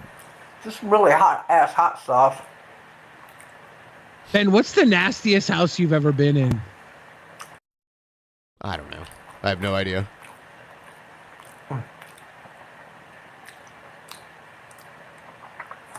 If you haul off and get a big ass strip out of that fucking bottle, you're gonna set a world record for tall ships firing cannons at your motherfucking ass. Pardon my French, guy. That slipped out. Oops. A diary. Oops. And since when was he not cussing? I don't know. Yeah, I have no idea. People that can't Does he think cussing is actual French, and he's boycotted speaking French because of the new Napoleon film? Some pretty good amount of heat to be buying this kind right here. Because this stuff right here is hot. If you're having a problem with It's not that out hot. there and you got a request for me to do a video, feel free to comment in the comment section. Whether it be on restaurant etiquette or whatnot, Etiquette? mannerism. I'll go to a restaurant and I'll show you how to, be a gentleman, that kind of thing. Eat properly in the restaurant. Be a gentleman by eating the cheese block. Like men do, and not sissies. Just like I have to do this video to teach the sissies how to actually eat cheesy crackers. Because they act like women and they want to slice it up and make it look all pretty and stack it up like... Yes. And then they eat like fucking pigs. It increases the flavor profile, you pig. You garbage human who's chasing down cheddar blocks with saltines and fucking Louisiana garbo sauce. Yeah. It's not even that spicy. I mean, it's got a little bit of spice to it, but it's kind of like a medium spicy sauce. If there's one thing I've learned in my gay California lifestyle, it's a lot better to present your food in a pretty way because you eat with the eyes first, Bob. Shit going all over the place. Yeah. Secret your hot sauce. Damn, I waited too long to get my hot sauce. Tell you what I do. Get another bite of this cheddar block. He should take the butthole challenge with that bottle of hot sauce. Butt chug that hot sauce. Beginning of this meal. Big bite there. One cracker. That's all you need. That's what Bob thinks gay people act like. And you're welcome ahead of time, boys. I like how this isn't gay enough. Like, since it's not charcuterie, it's not gay enough. So he has to just talk like he's gay. Yeah, which is not. It's not even a good impersonation of like the stereotypical feminine gay guy. It's very strange. It doesn't make it charcuterie just because you eat it like a gay guy. Bob. Ladies and gentlemen.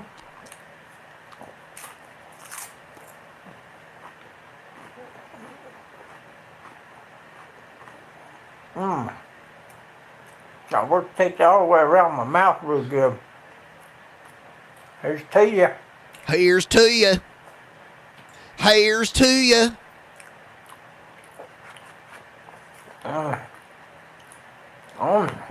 It's so dumb to drink hot. I would expect that from Cobra. Like drinking the hot sauce right out of the bottle like it's a soda.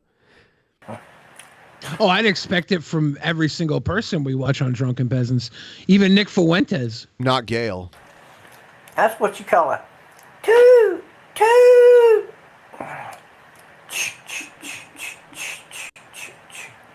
What is he doing now? He's a train? I think he's telling the DP viewers to start a tip train. San Francisco. Oh, God. He's the San Francisco treat.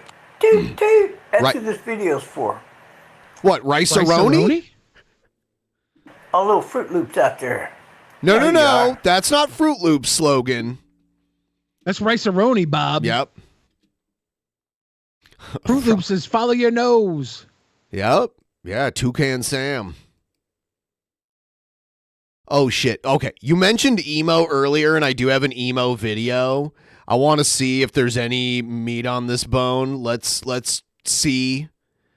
This is him saying, the holiday season is here again, but I won't be celebrating it again this year. Did he already celebrate it this year? Is that why? Because he said, I won't be celebrating it again this year. Did he not celebrate last year and he's no longer celebrating again this year? I mean, maybe, but he makes it sound like he already celebrated this, because the way the sentence structure works, it sounds like he won't be celebrating it again this year, is the way he writes What I it. have interpreted is that last year he didn't celebrate, and again this year he won't celebrate.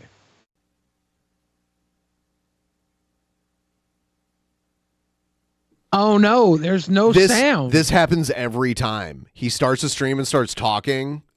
There we go. Actually, let me start the video over again. Hey, trolls, how you doing?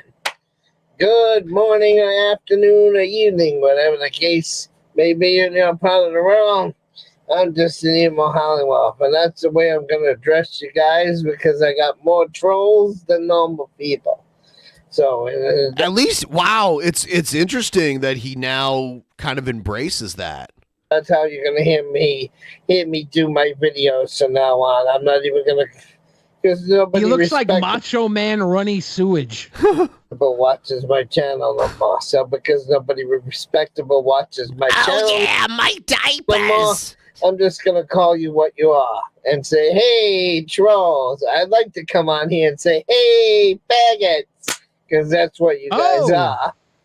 But isn't that what he is, though? He is definitely gay. Yeah. Can't. Because every time I do that, I you wouldn't call him fucking the F word, though. I didn't. Flag my fucking channel for hate speech and shit. And again, when I use that word, He's got a weird vocal tick where he's like, word that I just used. Why the it has fuck is this nothing to guy do not with eating a block of cheese right now? homophobic, and it means fucking association of goon gang trolls. And the trolls know it, but oh, it's an acronym. He just they explained use the what it is. fucking anti-bullying policies on YouTube just to fuck with me, because they take me calling people a certain word out of context. Okay? Okay. Out of context. So when I start a video from now on, I'm just gonna say, hey, trolls, good morning, afternoon, or evening, when it gets me being a part of the world, because I don't have This respect hyper pink light is litty. for people that watch this channel anymore. That's what it Now he looks like hyperwave Gandalf, and I'm here for it. Want to participate in the chat. There's no fucking decent people that participate in the comments. So Spec is asking, does he ride a Harley? I think Harley would be more likely to ride him. He did make a video bitching about how he got mouthy with the only motorcycle repair shop in his town, and they were like, well, fuck you, we're not going to fix your bike. And then he did a video in the parking lot of their business trying to get people to like troll them and prank call them and stuff, but it just made him look like an asshole, and nobody did it. He like doxed their phone number and everything to try and like get people to call And them. I am not celebrating New Year's. And the trolls already The best know troll why. for that would be everybody watching if they just went to their page online. What do they call that? Yelp. Went to their Yelp and gave positive reviews instead. Yeah, that would kind of be like the counter troll. Fantastic. Yeah. Because I'm in no position to. See, the trolls kept wanting to flag my shit. Oh, he's going to blame him not having any money on the trolls flagging his shit. And that's why he can't celebrate. They kept wanting to lie to YouTube. They kept wanting to report my shit. They got me demonetized. So that's good. So that means Emo for the 4th year in a row gets fucked and doesn't have a Christmas. Doesn't even have a fucking That's why. Thanksgiving, because that's right. I don't even have the fucking money to buy a fucking turkey. But you have money for internet? Isn't he on state assistance? He should be. I'm pretty sure he is. Now, pretty sure he can buy a fucking turkey. Remember when he had like I think it was like a $10,000 utility bill that he hadn't paid or something?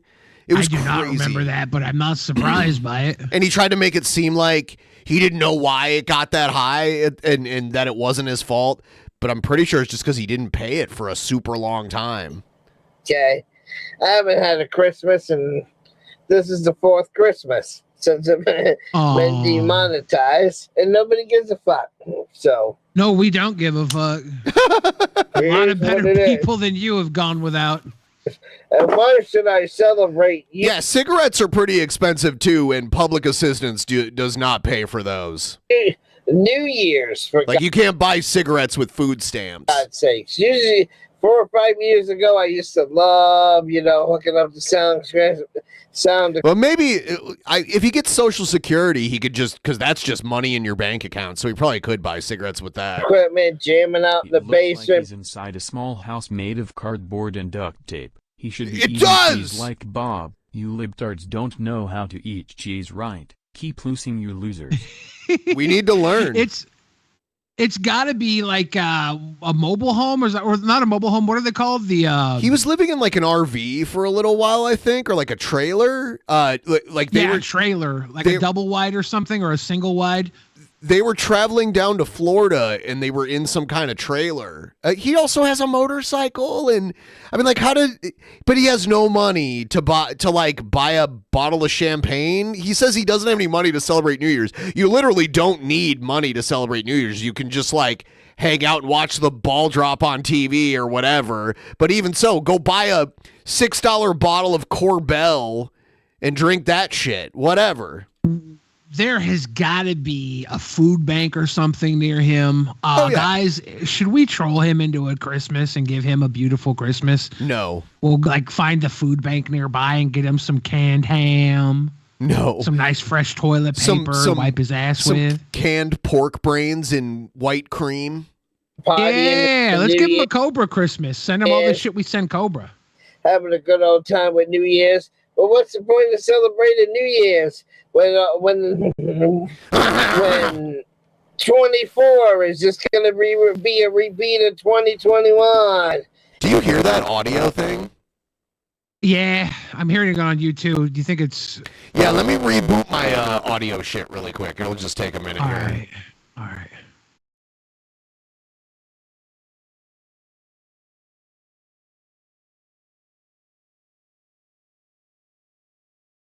All right. Sound better? I think so. Yeah, perfect.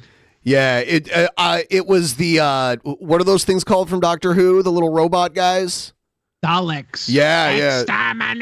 Exterminate. Someone, I think it was Mitch DC made a video of that the one time that had happened. And 2024 is going to be a repeat of 2022.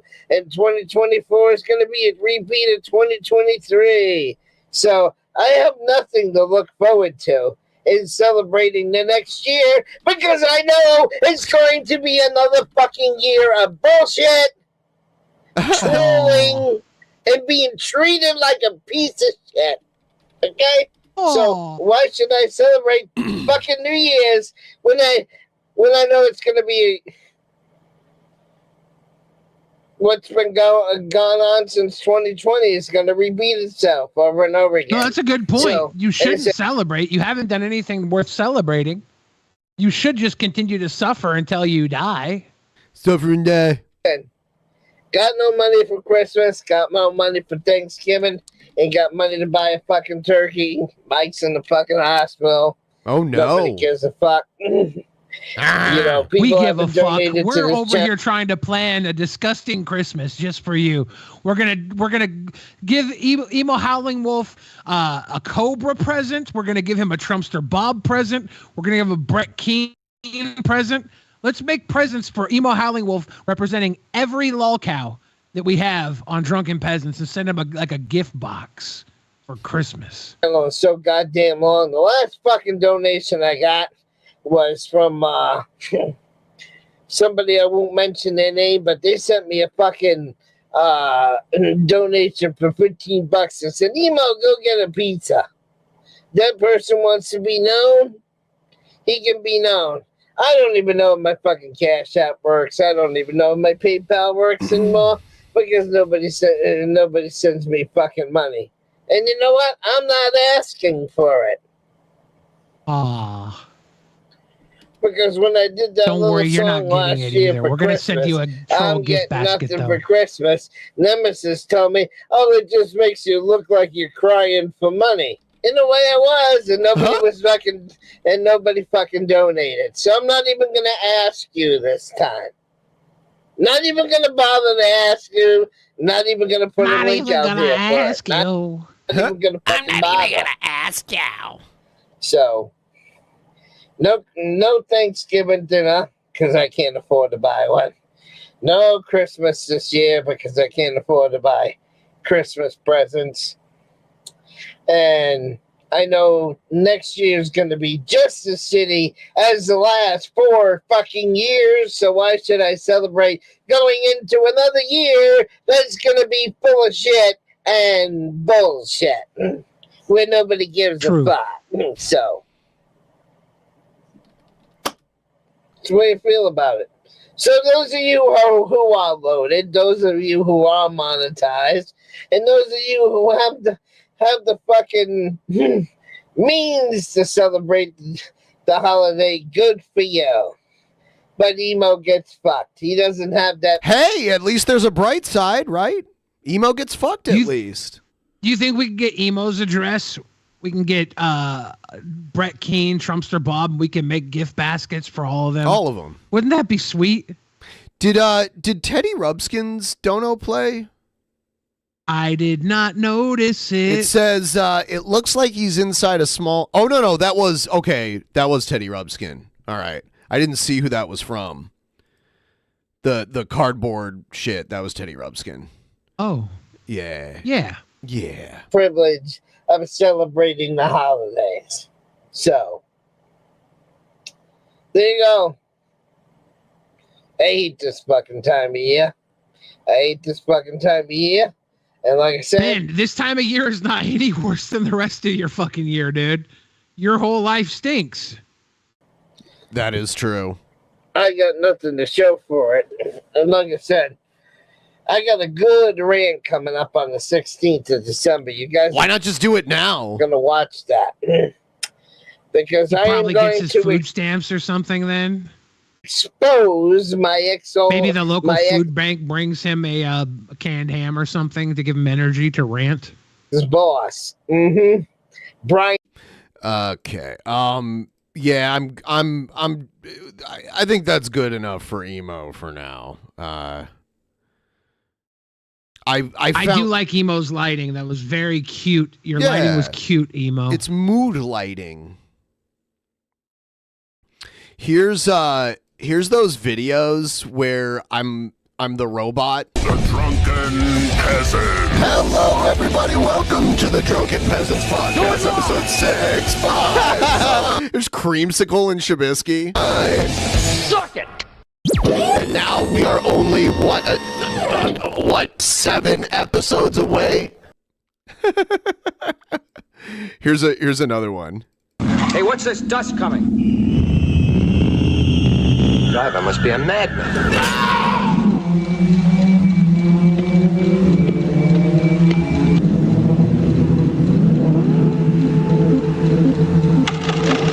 Hello, everybody. Welcome to the Drunken Peasants podcast, episode 659. Colloquial English will do fine, thank you. And now we are only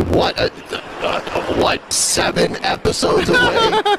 This is no offense, but You are a robot, aren't you? Yeah. 7 episodes away, counting this one. Right, give me 1 second here. Give me 1 second here. 659. Yeah. We're 625 episodes past that episode. That's insane. We've almost doubled that. That is fucking crazy to think about. Yeah. That's just craziness. Yeah.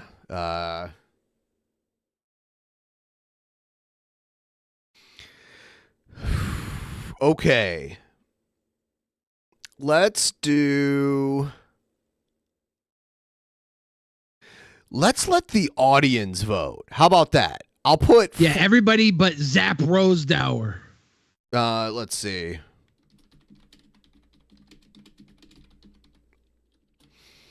Let's see. Just putting a couple options in here.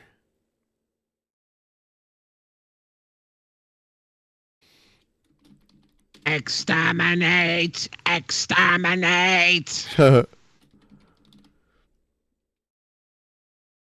Putting 2 more in there.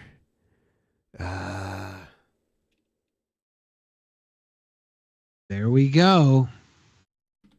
Everybody get your booger pickers ready. It's time to click a vote.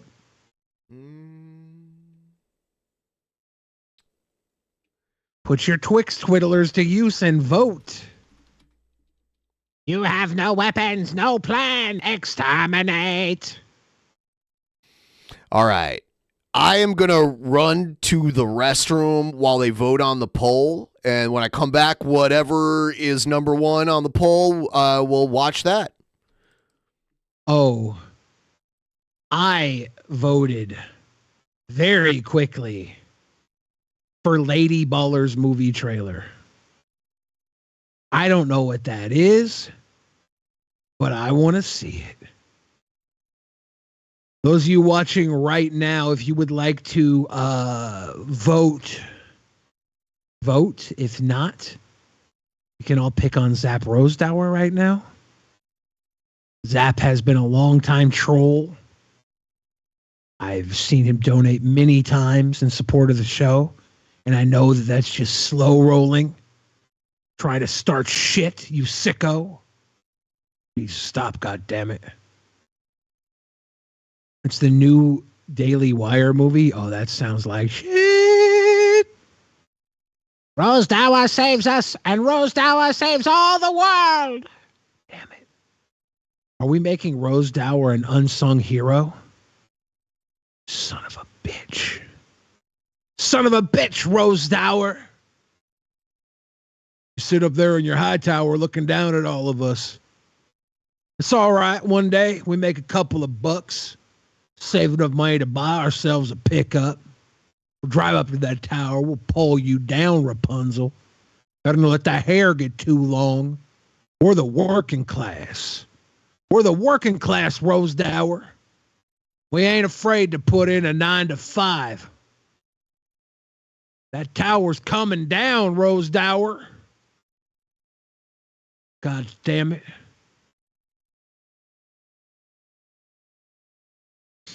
What is this about ladies' balls? They hang, bang, bang. You guys ever get really excited for something and then it doesn't happen and then you get heartbroken and you just sit back and you're hurt on the inside, but there's nothing you could do about it and you can't show your pain because people like Zap Rosedower will pick on you? So you put on a mask and you pretend to be okay, knowing full well you're not okay? Because I never do that.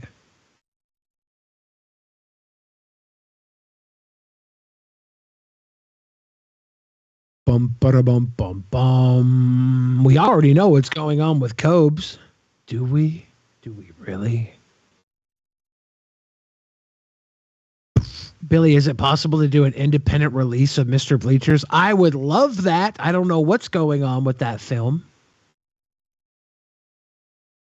fish tacos tonight. My dad never bought me a dirt bike either. And now he's dead too. But my dad had a Kawasaki 650. He used to let me ride on the back of that thing.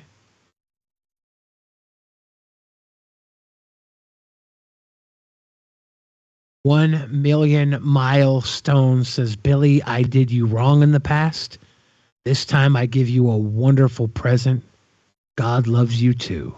God bless you, 1 million milestones. You could never do me wrong as long as you're my brother in Christ. Remember that. All right. The new Godzilla movie poster looks good, TJ. So, wow. Okay. King Cobra won. It's funny because I always hear people like, I'm sick of Cobra, but I also get a lot of people if we don't play Cobra for long enough, they're like, what happened to Cobra? So everyone who tells me you're sick of Cobra won 52% of the vote. So Cobra got Cobra putting up big numbers, and he didn't call any of you and said he needed extra votes. You guys just voted for him. So here's Cobra. This is the latest Boglum Chronicles. Let's check it out.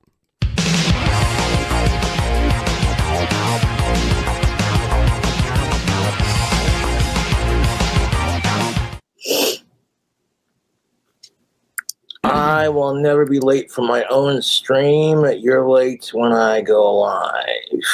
Better not go A live. wizard is never late. He arrives exactly when he intends to.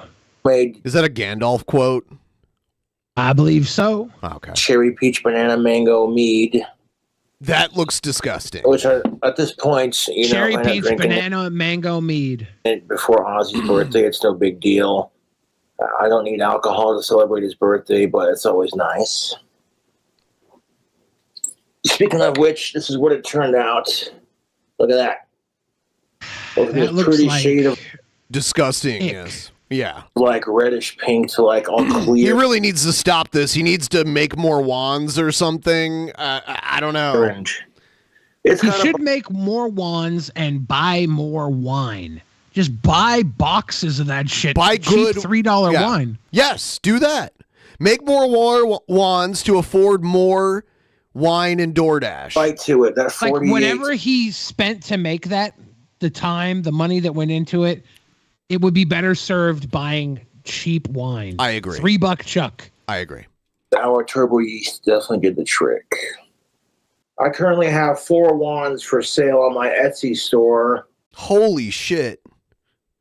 So he's selling all 4 of them for $448. And when you get these 4 wands, you'll also get a signed, autographed tape. Deathbed Tapes sent me some Cobra Coils and Blunt Wraps albums. And I can include a couple of autographed tapes. It's like almost nobody has a cassette tape player. Like you'd be better off selling CDs because there's still CD players out there. Also, though, nobody is going to really be listening to Cobra's music for real. So having the cassette tape is like a weird thing. So it makes sense. I listened to a bunch of Cobra on a stream not too long ago. Like I listened to the whole album. Yeah, you did it on a digital thing, right? Yeah, but, I mean, I'm not going to buy it. Yeah, anybody who wants to listen to it can do that. This is like having a nice little piece of something weird. It was awesome. Thank you for waiting patiently for me to get back. All 4 wands are like varying sizes, though. So I currently have 4 wands for sale as a. Can you put your broken tooth on a wand? That's most definitely what's up. Oh my god! Single unit. That wasn't spray paint, my dude. It's called green hairspray. It's colored hairspray, mate. You can like dye your hair and style it without having to pay like $50-$60 to get it done. You know. You don't have to donate, but if you'd like a shout out, on the live video. Consider hitting Wildflower says, I hope he's not using that rake to rake for puffers. He probably was before the freezing, and now he knows Puff just needs to hibernate through the winter. super chats. I made that mead during my 2-week YouTube strike, which I shouldn't have even gotten. You know, it is what it is. True. If YouTube actually cares about bullying on its websites, then do something about it. You know, don't just rely on a computer. They let Sniper Wolf get away with it. Didn't she get demonetized for a little while? Temporarily on one of her channels. Yeah. You know what I'm saying? Cobes, think your mead could give you botulism? Hard to say. Thank you for your $2. That's not a spatula, that's a rake. Thank you for your $2. How long do you think Ozzy has? As long as he wants. No. You know, personally, I hope he lives to be 115 and he gets back up on stage and just keeps making music. You know what else makes it really... He tried to tour. He tried to go back on tour, and he just can't do it. He's not doing well, unfortunately. I'm not happy about it. I think it's dumb when people troll him about Ozzy dying and shit, but Ozzy isn't in good shape. He's not doing too well. He has all kinds of health problems and Parkinson's. So. Great stocking stuffer, tactical soap. He, fell off a bike or something, too, at one point and hurt himself really bad. It was some kind of vehicle. I can't remember what it was. Coupon code King Cobra. You want to get the men in your life. Like if you got straight dudes in your life and they want to smell good, for the ladies, you got to check out Tactical Soap, coupon code King Cobra. JJ, sweet boy tubes. Tip train. JJ is a sweet boy. Maybe the Adderall's making you gay. 17 minutes later. It makes a great gift for the dudes in your life. Maybe you got a dad or an uncle or a brother, you know, or a cousin or grandparents. Yes, sir. Tactical Soap's the business, and I'd highly recommend it. Puff's more than likely going to turn up in the spring when the snow thaws, because bearded dragons, I've done my research, they burrow underground for their version of hibernation. They do that in Australia where they're indigenous. They can't do that in Wyoming. It's too cold. The ground is probably frozen solid, too. Does he really believe this, or is he trying to, get the trolls to lay off? What do you think? Living on a prayer, Ben. He's hoping. He can only hope for the best. I almost feel like he's trying to convince the trolls so that they'll lay off for now, but you could be right. And I'm just keeping my hopes up, you know. Dr. Frankenstein asks, is he drinking antifreeze? No, he's drinking his wine. He showed it in the beginning. The reason you see that greenish tint is not because his beverage is green. It's because the glass is tinted green. If I don't get him back, of course I'm going to be fucking just devastated, dude. In my defense, you've seen the videos where I have Puff. Jared fist fight while Cobbs is hammered. Tip train. Tip train! Yeah, we're almost to 50%. If you could please help us out. Thank you. I think Cobes takes Jared hammered. Yeah, I'd have to see them toe-to-toe. I want an accurate tale of the tape between both of them. And I have seen Cobra in action. All I've seen from Jared is him try to do martial arts choreography very badly. Jared has that big bubble gut, which would be a good target. I've seen Cobra boot somebody before. I don't know. I would guess Cobra would win, but I don't know for sure. I have to see them size each other up. Jared's got a height advantage, but Cobra has all that metal on his body. That's going to turn into dirty fucking attacks, and it's really going to bust Jared up quick. With me, if I put him on the chair next to me and pet him for a bit, he'll chill out. By the way, the low temp in Casper, Wyoming tomorrow is 14 degrees, and then the next day it's 17 degrees. He shouldn't have taken Puff outside. And I hope Puff. I heard him talking about getting another one. He should be. I almost feel like with Cobra, you have to, like, his trolls have to tell him to get a new one, and then he won't. I don't know, but he should be discouraged. I hope Puff dug deep enough. He's gonna have to dig at least 6 feet deep to stay warm through this winter. Yeah, and he's not. And then when he wants to go explore, he jumps off the chair and runs around the apartment. That's pretty much what happened when I took him outside. I wasn't going to have him outside for no more than like 5 minutes. He should have been taking him outside anyway at this time of year. You know, yeah. He's never jumped off my shoulder and taken off like this before when I've gone outside with him. So it is what it is. And fuck my YouTube trolls. They are so fucking miserable, dude. The only thing more miserable than having to see Ozzy Osbourne with a tumor in his spine is my YouTube trolls. It's true. The only thing more sadder than me losing Puff and having to look for him is my YouTube trolls. No, it's ridiculous, man. I've been getting nonstop crap for losing him, and it's like people expect me to be perfect when I'm not, you know? I have my flaws just like everybody else. People wouldn't pay so much attention to him if he was perfect. This is a situation of their own making. You chose to make Cobra a star, and you love it when shit like this happens. But he's the one with his Asperger's and his limited abilities that has to deal with the pain of your entertainment. Shame on you. Puff ran away from you. Brett screwed Brett. If Puff survives at this point, I'll be so fucking happy, dude. You have no idea. He was a source of comfort, you know, YouTube. He really was. It still is, you know. But, like, I looked everywhere for him. So he's either burrowed underground or somebody found him and isn't giving him up because you know how it is. And people are like, well, you should get a cat. Nah. And I'm like... He didn't even want to leave his apartment to be on, what was it, Fish Tank? Because he knew it was cold that time of year and that Puff needed extra care, or that was the excuse he used. But then he took him outside. Now I know what happened. Sam Hyde lured Puff away, so Cobra has no excuse. This is all Sam Hyde's fault. I don't want another fucking pet, dude. I would sacrifice being able to own a Cobra to get Puff back.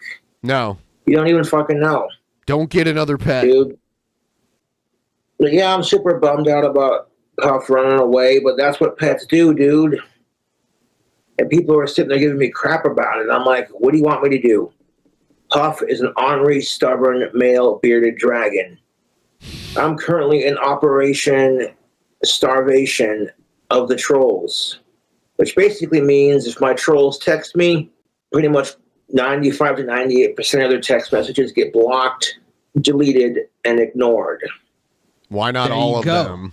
They get no attention from me whatsoever. Sitting there saying, you better not go live, boy. And it's like, I'll go live when I fucking feel like it, dude. No one's forcing you to watch my videos. Dude, someone gave me $100. Take it easy, brother. Thank you, Turkey Tom, for your... Turkey Tom? I wonder if that was really him. $99. Ruffle, thank you for your $49. Hi, I like you.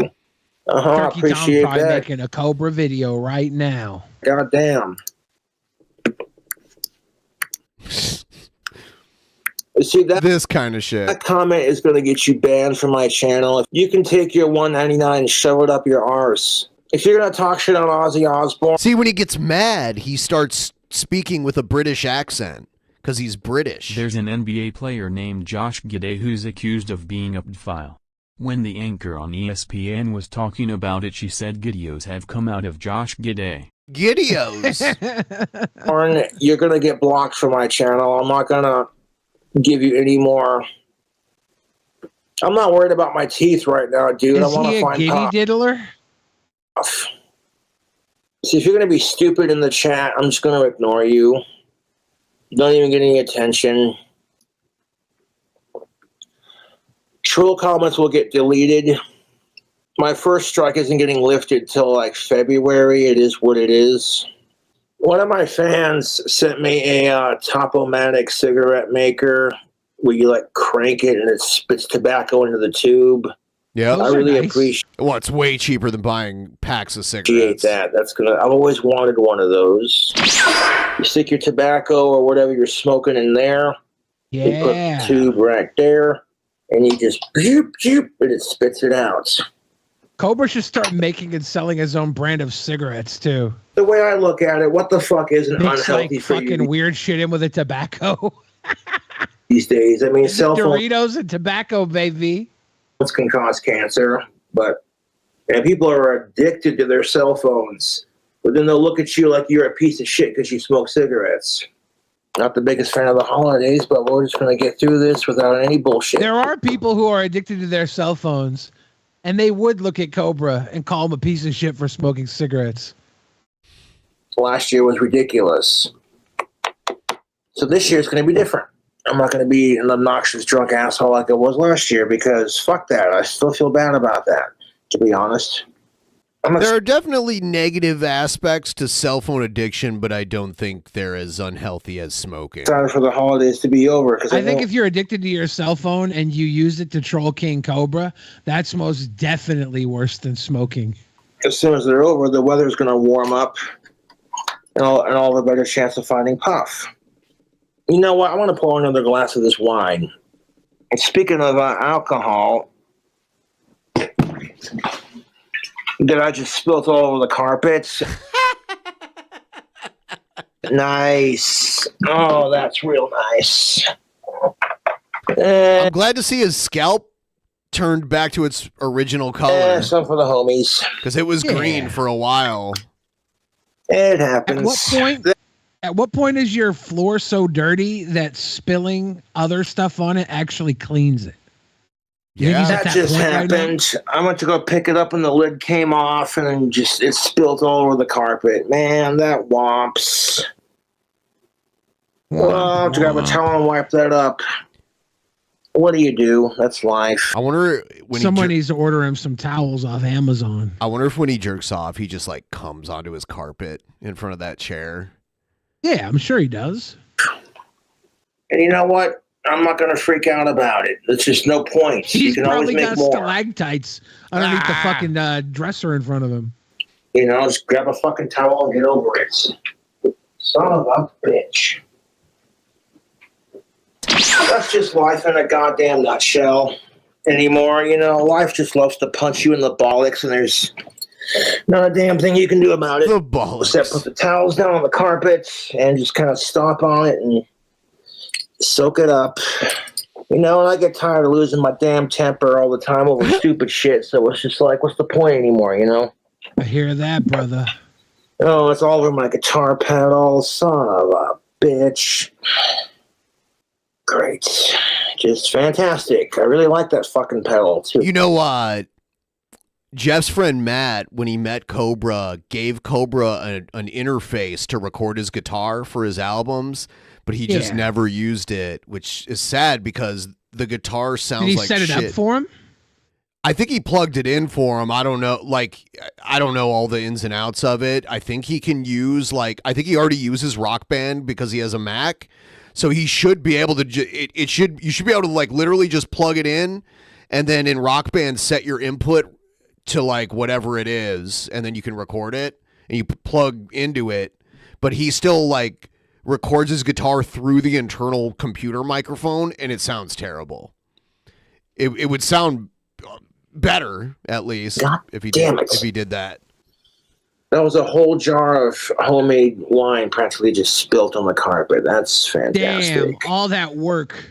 And the best part about it, the whole thing was live too. So, I mean, I did watch Cobra try to figure out a can opener, so it might be difficult for him to do the audio interface. But yeah, fantastic.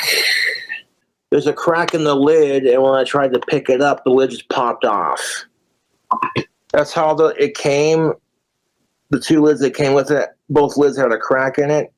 Shit, the only thing touching carpet around here is my wine. And yes, that was a dry spell joke. I thank you. Those 4 wands sold, by the way, that's most definitely what's up. I hadn't even bothered to check. It's going to take me like 2 weeks to process the order. Because I got to get a box for it. It takes you 2 weeks to get a box? And package it and do the thing, make sure that it's all Gucci.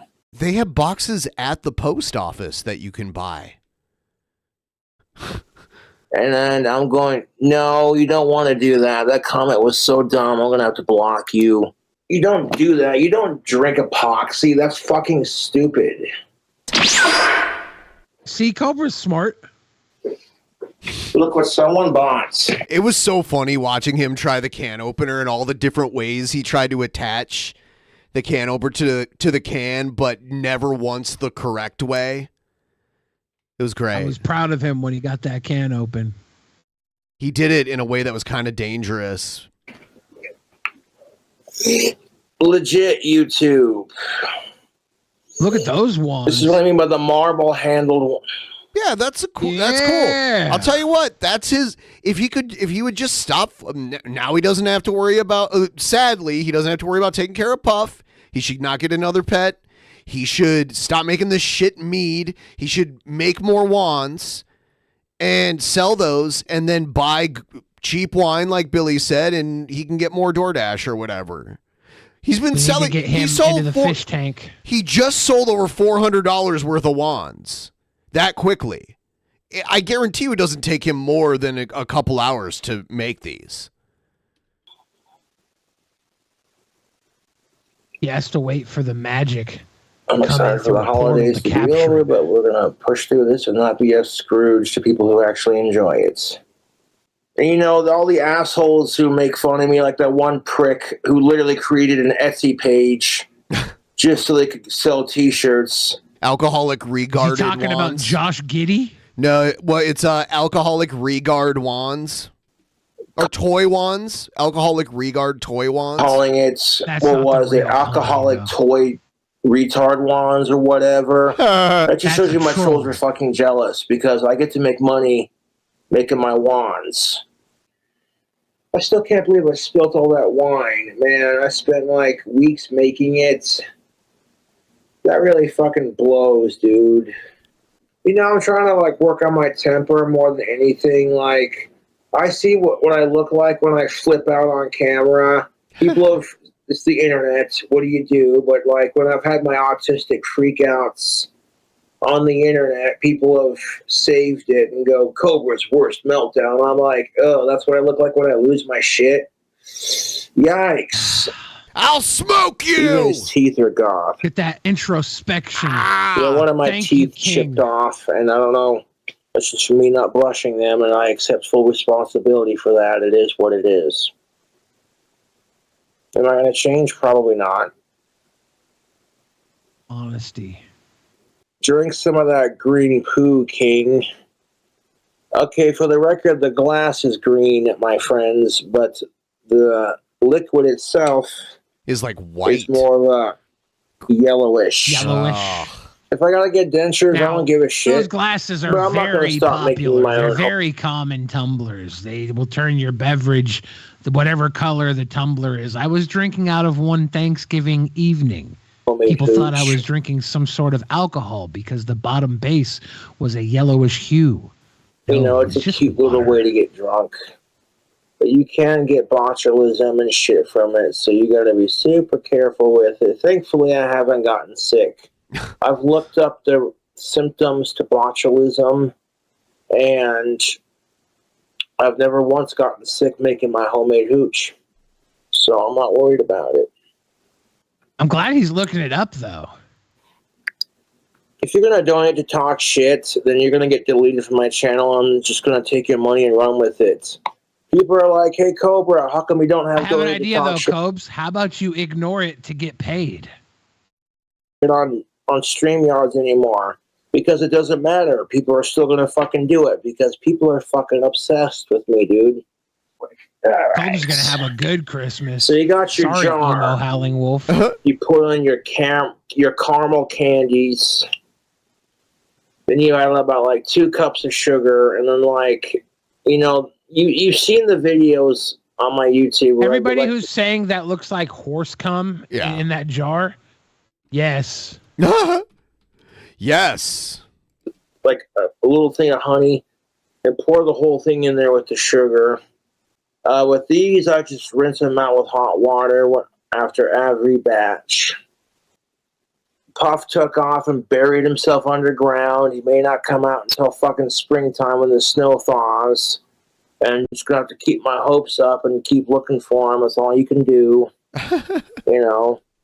It doesn't seem like he's looking for him. You know, you can't really replace him specifically because I think he's probably looking for him. He's got that rake out to scour through the grass looking for little puffers. He's one of a kind. But if you look at it from like a pet perspective, I'm not trying to sound like a morbid fucking asshole about it, because it doesn't matter what the fuck I say. People are going to twist it, you know? Fact. And I'm like, you know what? It's homemade alcohol, you know? It's nothing like what Popcorn Sutton would have done, rest in peace. But like fucking Popcorn Sutton would have looked at my homemade mead and been like, oh, that's cute. You don't even have a copper stiller. The McRib is back at Mickey D's, and I tried it last night, and it's better than the last time I had it. Are you familiar with Popcorn Sutton, Ben? No.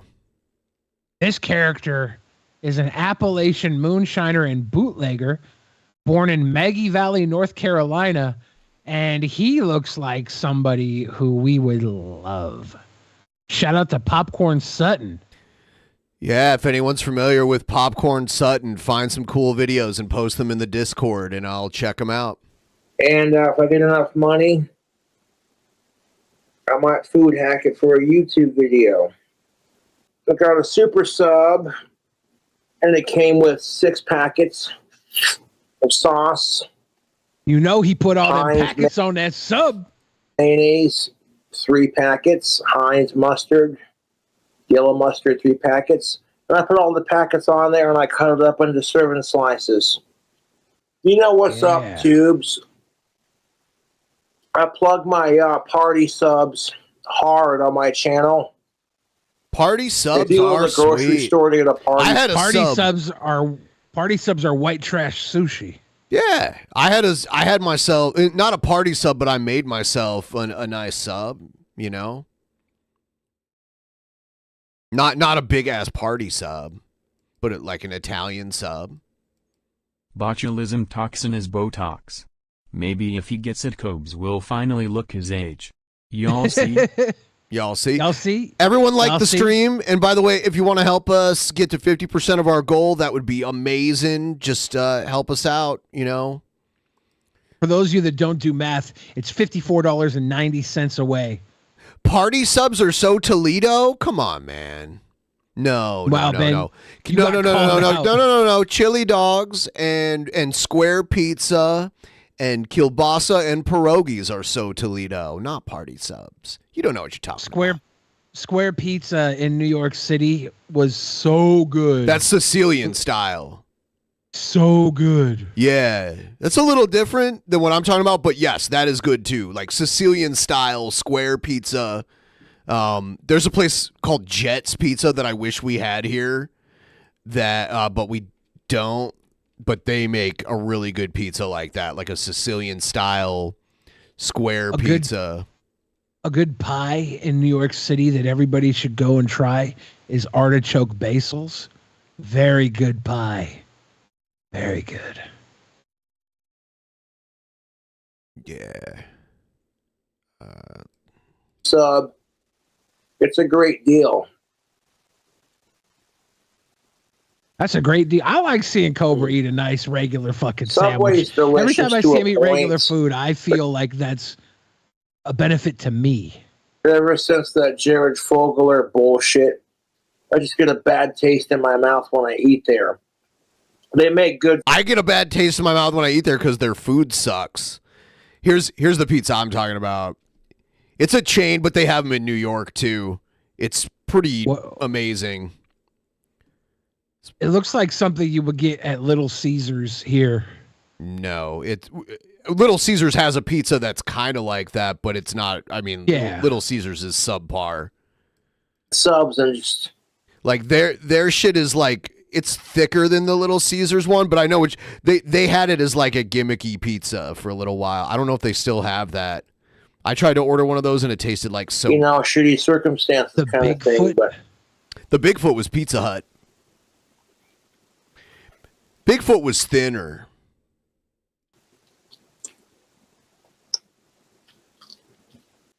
my taxes pay your bills. We love laughing at you. Oh, yeah, I bet you do. And guess what? I'm laughing at you because I'm blocking your fucking stupid troll comment.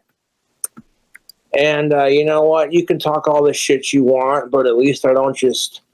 you know what? You want to call me a fucking e-bagger, but here you are contributing to the stream by paying me money.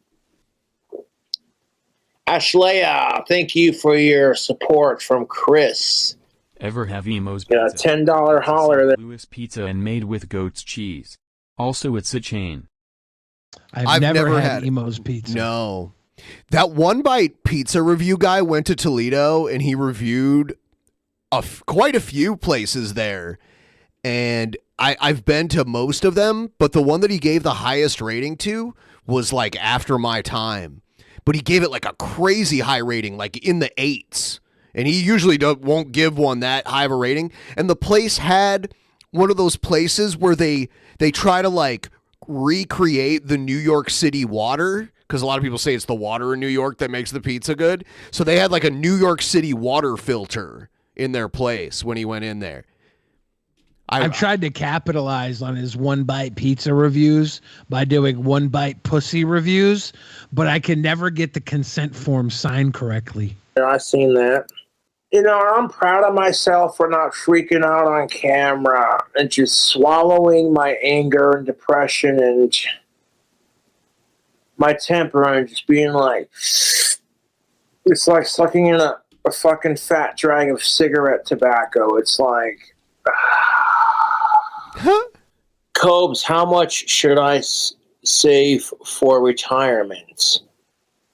It depends on how old you are, dude. If you're still young, don't worry about it, dude. Just do what you can. Don't you know? worry about it, dude. If you're young, why worry about getting old? What happened to the lizard? How did he get outside? Well, that's a good question. I stepped outside, and sometimes I will take Puff out. Honestly, though, King Cobra is probably, unfortunately, correct. Most people who bought into retirement plans early on are going to be fucked. They're going to get fucked out of all of their plans by the big 1% vultures. Let him chill on my shoulder, and you know. And he was on my shoulder when I went outside. I was going to give him maybe 10 minutes of some sunshine, just hanging out on my shoulder, you know. And Puff decided to crawl down my. Someone asked, was it Home Slice Pizza? He did eat at Home Slice Pizza, but that's not the one he gave the really high review to. It's a place called Barstool, or hold on, no, it's called the Stubborn Brother Pizza Bar. I guess it's near the university. It did not exist back in. I haven't been to Toledo in almost 8 years. So this is way after my time. Shoulder and literally crawl down my leg and then jump off and then take off in some random direction. And I chased after him. Oh, God. And I couldn't find him because the way Puff is colored on his scales, he blends into the wilderness around my apartment. So it's a bit inconvenient, to say the least. And I know Danny Filth was like, don't hurt the lizard. And I'm like, I didn't. Yeah, it's funny. They bought a cameo from Danny Filth, from Cradle of Filth. And he was like, don't hurt the lizard. Oh, my God. I didn't, because Puff has lizard brain. You know, like I said, you see him on camera. He doesn't just stay on the fucking chair when I bring him out. He just takes off when he feels like it. So it is what it is. Doritos and cheese mead video, please. I don't know about that. Could you make a mead out of my favorite chips, nacho cheese Doritos? Could you do that? But a Doritos gotta mead, get him a Dorito I don't know if I could do that, to be honest. Yeah, had no idea what that was. If the chips would actually dissolve, because you got to think, when you're making it, you can make a mead out of pretty much anything. But the I wonder things if the you want Dorito, if dusted, would work like a corn mash. Consider two things. One, what kind of yeast are you using? And two, how dissolvable are your flavor enhancers? You know, I'm sipping on this homemade wine that I made, and it's definitely got a bite to it. I don't know if I'm definitely catching something. A buzz for sure. People should be allowed to have standards on the dating scene. As long as you're not a sicko or an inhuman piece of shit, who fucking cares? People are like, Cobra, you need to go live, have a drink. And I'm like, let me see what I can do. Is there a differentiation between sickos and inhuman pieces of shit, or aren't they kind of like one and the same? I mean, no, inhuman pieces of shit and sickos can overlap, but you can be, you know, a sicko for certain reasons, or an inhuman piece of shit and maybe not overlap. But with King Cobra, he just wants to make sure that sickos doesn't become too much of a catchphrase. He has to add in that extra flavor the same way he adds Doritos into his concoctions all the time. About that. I'm naturally a clumsy person, regardless if I drink or do drugs or whatever, you know. So it's nice to have steel toe boots to protect your feet. People are like, well, you don't work, so why the fuck do you wear steel toes? And I'm like, why the fuck do you care?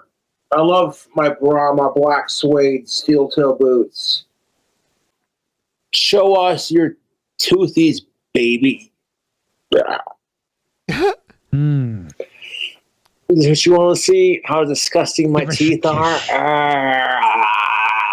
Ladies and gentlemen, we're so close to 50%. Let's get one more tip train to keep this rolling. Someone said, TJ said, Ben, go live, have a drink.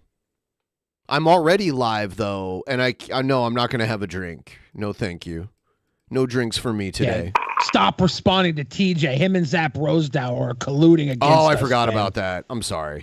Yeah, I'm aware of the fact that my teeth are disgusting. I don't give a shit. Finding Puff is more important than my teeth right now. And I'm not going to be able to find Puff until the fucking snow thaws, because there's a good chance he burns. I'm not going to be able to find Puff until the snow thaws. Yeah. He's a puffsicle. He's giving him until spring. Put himself underground and he's staying warm and hibernating, because that's what bearded dragons do. Thank you. It's nerve-wracking, to say the least. But, you know, hey, Tubes, how is your dragon? Did you ever find him, or are you looking for him still? Well, I pretty much covered that several times. I'm still looking for him.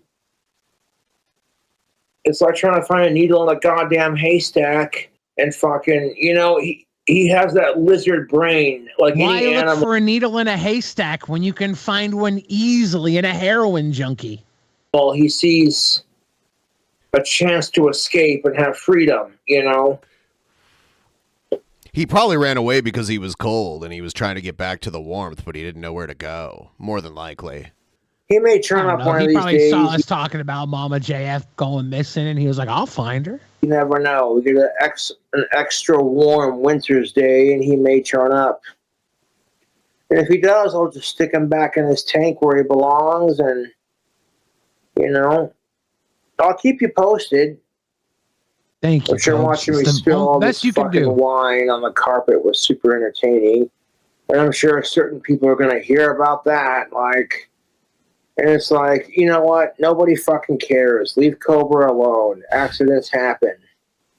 Bearded dragons can have hard-boiled eggs, but that's an occasional treat. Much like having slices of banana. No, they cannot. Is he putting all this in I his would mead? not. He should make some puff hibernation mead. No alcohol for the lizard. Ain't nothing to puff with. People are going to keep talking shit about puff. You're just going to get deleted. I'm going to take your money and then fucking block your comments. Bearded dragons are masters at hiding and camouflage and staying warm when it gets colder. I've done the research. So, based off my research, I could see Puff again when the snow thaws and maybe after the month of December, and then January it starts to warm back up, and maybe we'll see him then. Who knows? Yeah. How did I break my front tooth? Well, that was from Reverend not brushing Veritas with the bearded dragon fact. Bearded dragons were used in the Vietnam War for their ability to blend into the environment. Cobra is doing his best with an actual camouflage hero. And then my tooth was just and I'm like, oh, that's gross. And I'm like, at this point, I don't know what to do. If I started brushing, it wouldn't make much of a difference. Oh, it's that shit. It's it's easy to fall into this way of thinking with a lot of stuff. I would try to start a diet, but then I would end up eating, and I'm like, oh, fuck it. Might as well just eat as much as I want today and start the diet tomorrow. And then the next day I would eat too much, and I'd be like, oh, fuck it.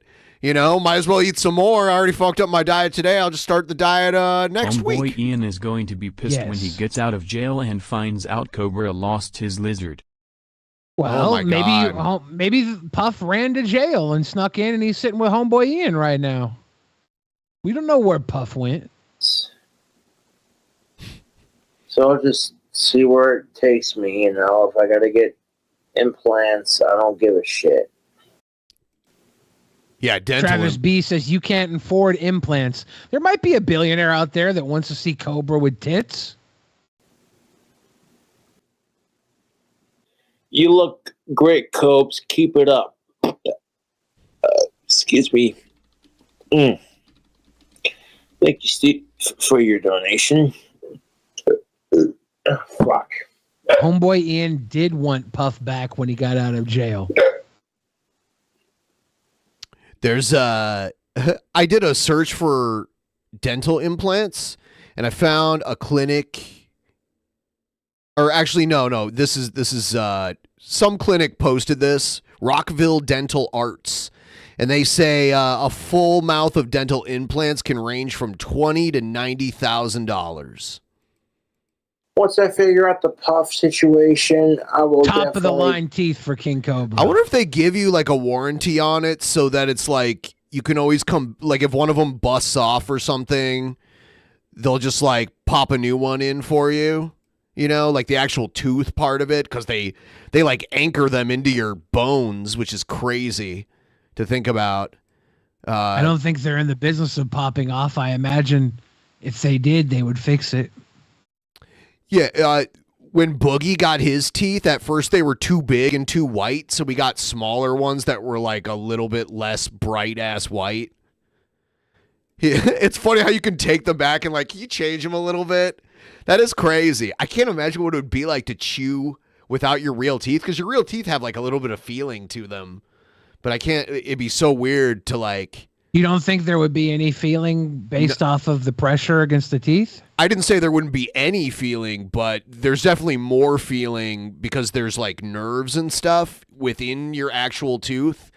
and these wouldn't have that, and they're just like screwed into place. So it wouldn't feel the same as chewing with real teeth. I'm sure you get used to it, obviously. You have to. Get a hold of a dentist, but getting puffed back is more important than fixing my teeth. Getting puffed back is more important than fixing my fucking teeth. See, you guys not even care about Puff. Can I send you a rose toy? What the fuck is even that? No, because I don't know what it is, but thank you for your $2. Ben, do you know what a rose toy is? No. No idea. But I'll catch y'all later. Thanks for watching. A rose toy is a female vibrator and sex toy. Where Damn it. Did Cobra mention that? Yeah, someone wanted to send him a rose toy. Oh, yeah. I had no idea. That's crazy. Yeah, everyone liked the stream. We are at 44.59%. If you want to help us reach 50% of our goal, that would be pretty sweet. Got a little more time here in the stream. I have a new video from Gail. I don't know what it's all about.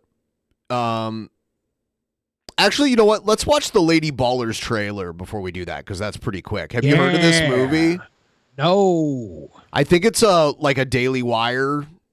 That's what everybody said in chat when you put it in the voting category. Yeah, here it is. Let's see what this is all about. In a world where women's sports is being transformed, the Daily Wire calls foul with the most triggering comedy of the year.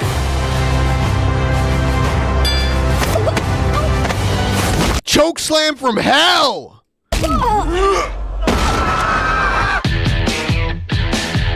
Guys, this is serious. Sports can be your pathway to a better life. Well, like yours? Please don't steal my catalytic converter again. Winning matters. It's the key ingredient in becoming a winner. Maybe you should try it sometime. Are you gonna move? I am not. Let's cut to the chase. I know you're another woman. Hey, you know how he identifies. If you can beat them, What do you know about the U.S. Opens for the Global Games? You want us to compete as women. $5,000 prizes. My lover says you were a great coach back in the day. join them. This is the way the world is now. My 8-year-old daughter told me all about it. So a guy can become a girl with no physical changes at all. Oh, that's called gender fluid. So I can be a woman on the court and a man in the bedroom. I can't believe it. Nice!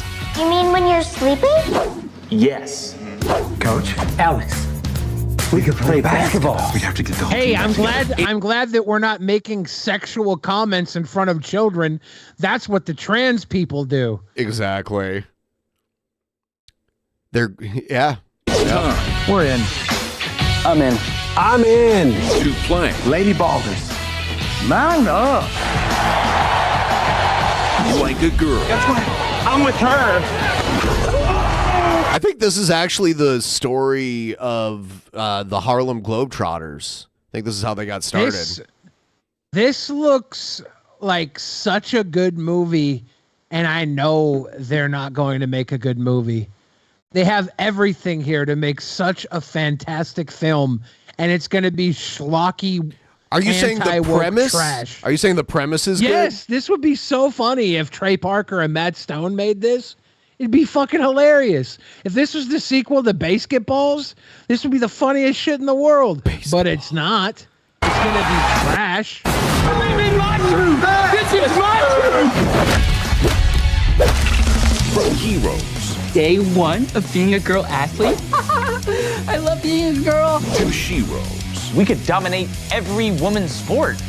Running, swimming, soccer. I said sport, Felix.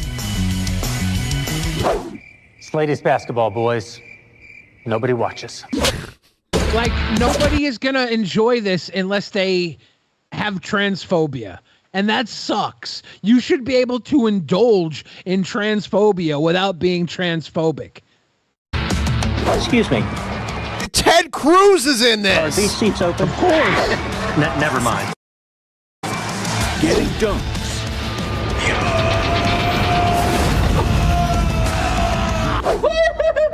and tucking trunks.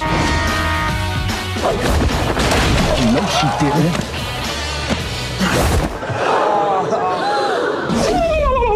That's the biggest I've ever seen on a... Is that guy from Dilbert? Is that the Dilbert guy? Are they just putting... I don't know. I believe this is the Dilbert guy, but I could be wrong. Maybe I am wrong. Probably is. I don't know. I was just like, oh, he kind of looks like him. I don't know. Oh, no. Ben Shapiro's the fucking referee. Lady Ballers. One can even be trans age now, which provides Sheelix with a wonderful opportunity to relive all the experiences that Fuck, she man. missed out on.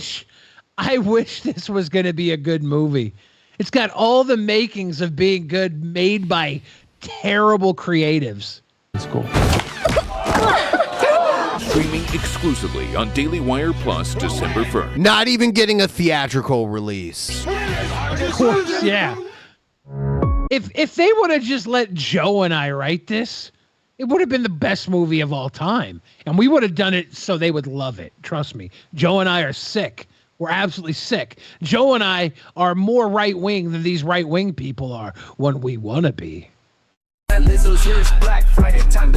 you heard about this? This is the Black Friday rap. I have not heard this. All right, where's the Gale part? Oh, I don't want to hear the whole song because I don't know. Okay, she's talking about in this rap song coupons. Sexy tits. Okay, that's a violation. That's the Baphomet of a Gale commandment. That we should not be worried about deals if it's to buy something we don't need, okay? Lizzo is behind this song. She is causing you to listen to her rap songs, to not analyze the lyrics, and they're putting you under a spell because Lizzo is indoctrinating low intelligence black kids, okay? And if you play these songs on YouTube, then these lyrics are glorifying breaking the Gale commandments. Okay? Yeah. I'm going to pee. All right. No, excuse me, I'm goofing here. What I'm saying is these lyrics are glorifying breaking the Gale commandments, so I want to expose this music and get you all to stop listening to it. You need to pay attention to the words. Here. Lizzo's banana thing was way different. Her banana thing was she wanted to go to a bar in Amsterdam where you eat bananas out of women's vaginas. In fact, I tried to get TJ Kirk to go to that bar and he refused to go. So it's actually not the same thing. You guys are making a very bad comparison. Pushing carts, making moves. Okay. I personally think we walked right by that same bar in Amsterdam and he did not want to go. We should ban Black Friday, okay? It encourages you to take advantage of deals, which is a violation of the Gale commandment, to buy things you don't need, to buy... Yeah, it's a bar in Amsterdam where you pay a flat rate per hour to drink. Like it's all you can drink per hour. It's called the Banana Bar. And then there's like weird stuff that goes on there because it's in the red light district. So all the women that work there are basically prostitutes. It's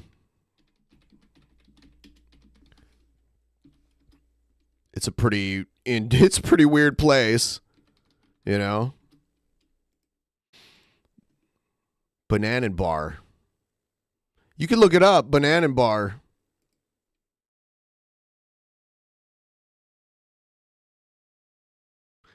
Banana Bar.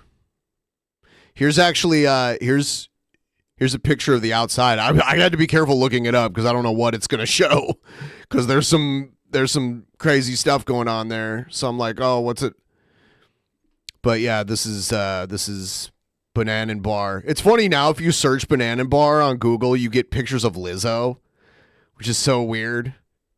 She kind of put it on the map to a lot of people in the States. But we on the old DP, we used to talk about it all the time because we were talking to TJ about going before we went there because of the whole banana thing, and then when we got there, he was like, "No, I don't want to go there." So didn't go. But like the whole group of people at the meetup in Amsterdam were trying to get him to go. Buy duplicate items, and she mentions my name and Baphomet in these songs. Let me see. Banana and bar, admission, charge. Let's see. It's 50 euros per hour all you can drink. So you pay, and I think you can keep staying if they're like, oh, your hour's almost up. I don't know if they only let you go for 1 hour or if they let you keep staying if you keep paying 50 euros. But yeah, it's 50 euros all you can drink per hour there. Because they want you to get drunk there so you spend money on other weird shit there. That's why they do it. The drinks are cheap because of that. Buying duplicates. Look at that. She's saying buying duplicates. She's boasting about sinning, okay? Buying duplicates, that's a violation of the Gale commandment. Clint Manning. Okay, so 50 euros is $55 American. So there's only a euro is only worth like 10 cents more than the American dollar now. It used to be way more. Same thing with the British pound. I think it's only like 20 cents or something higher. Those two currencies used to be a lot larger than U.S. currency at one point. All the goods. You guys, listen to the words. Hoarding all the goods. She's really triggered by right this. now she just says Baphomet. She's glorifying Baphomet, okay? The one who just tried to kill my husband last week. Okay, now she's actually glorifying herself, Lizzo. All right. I don't know how much more I want to listen to this because she's like playing the song, but whatever. Yeah. I'll find something else to play.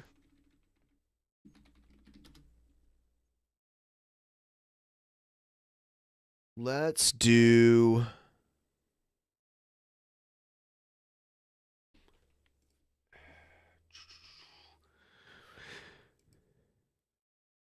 Let's check out some news. We should do that. Let's do that now. He called me sir and got me so human angry. Oh shit! Wow. Needs more retarded pink polar bears was the message. And you better well learn to love it.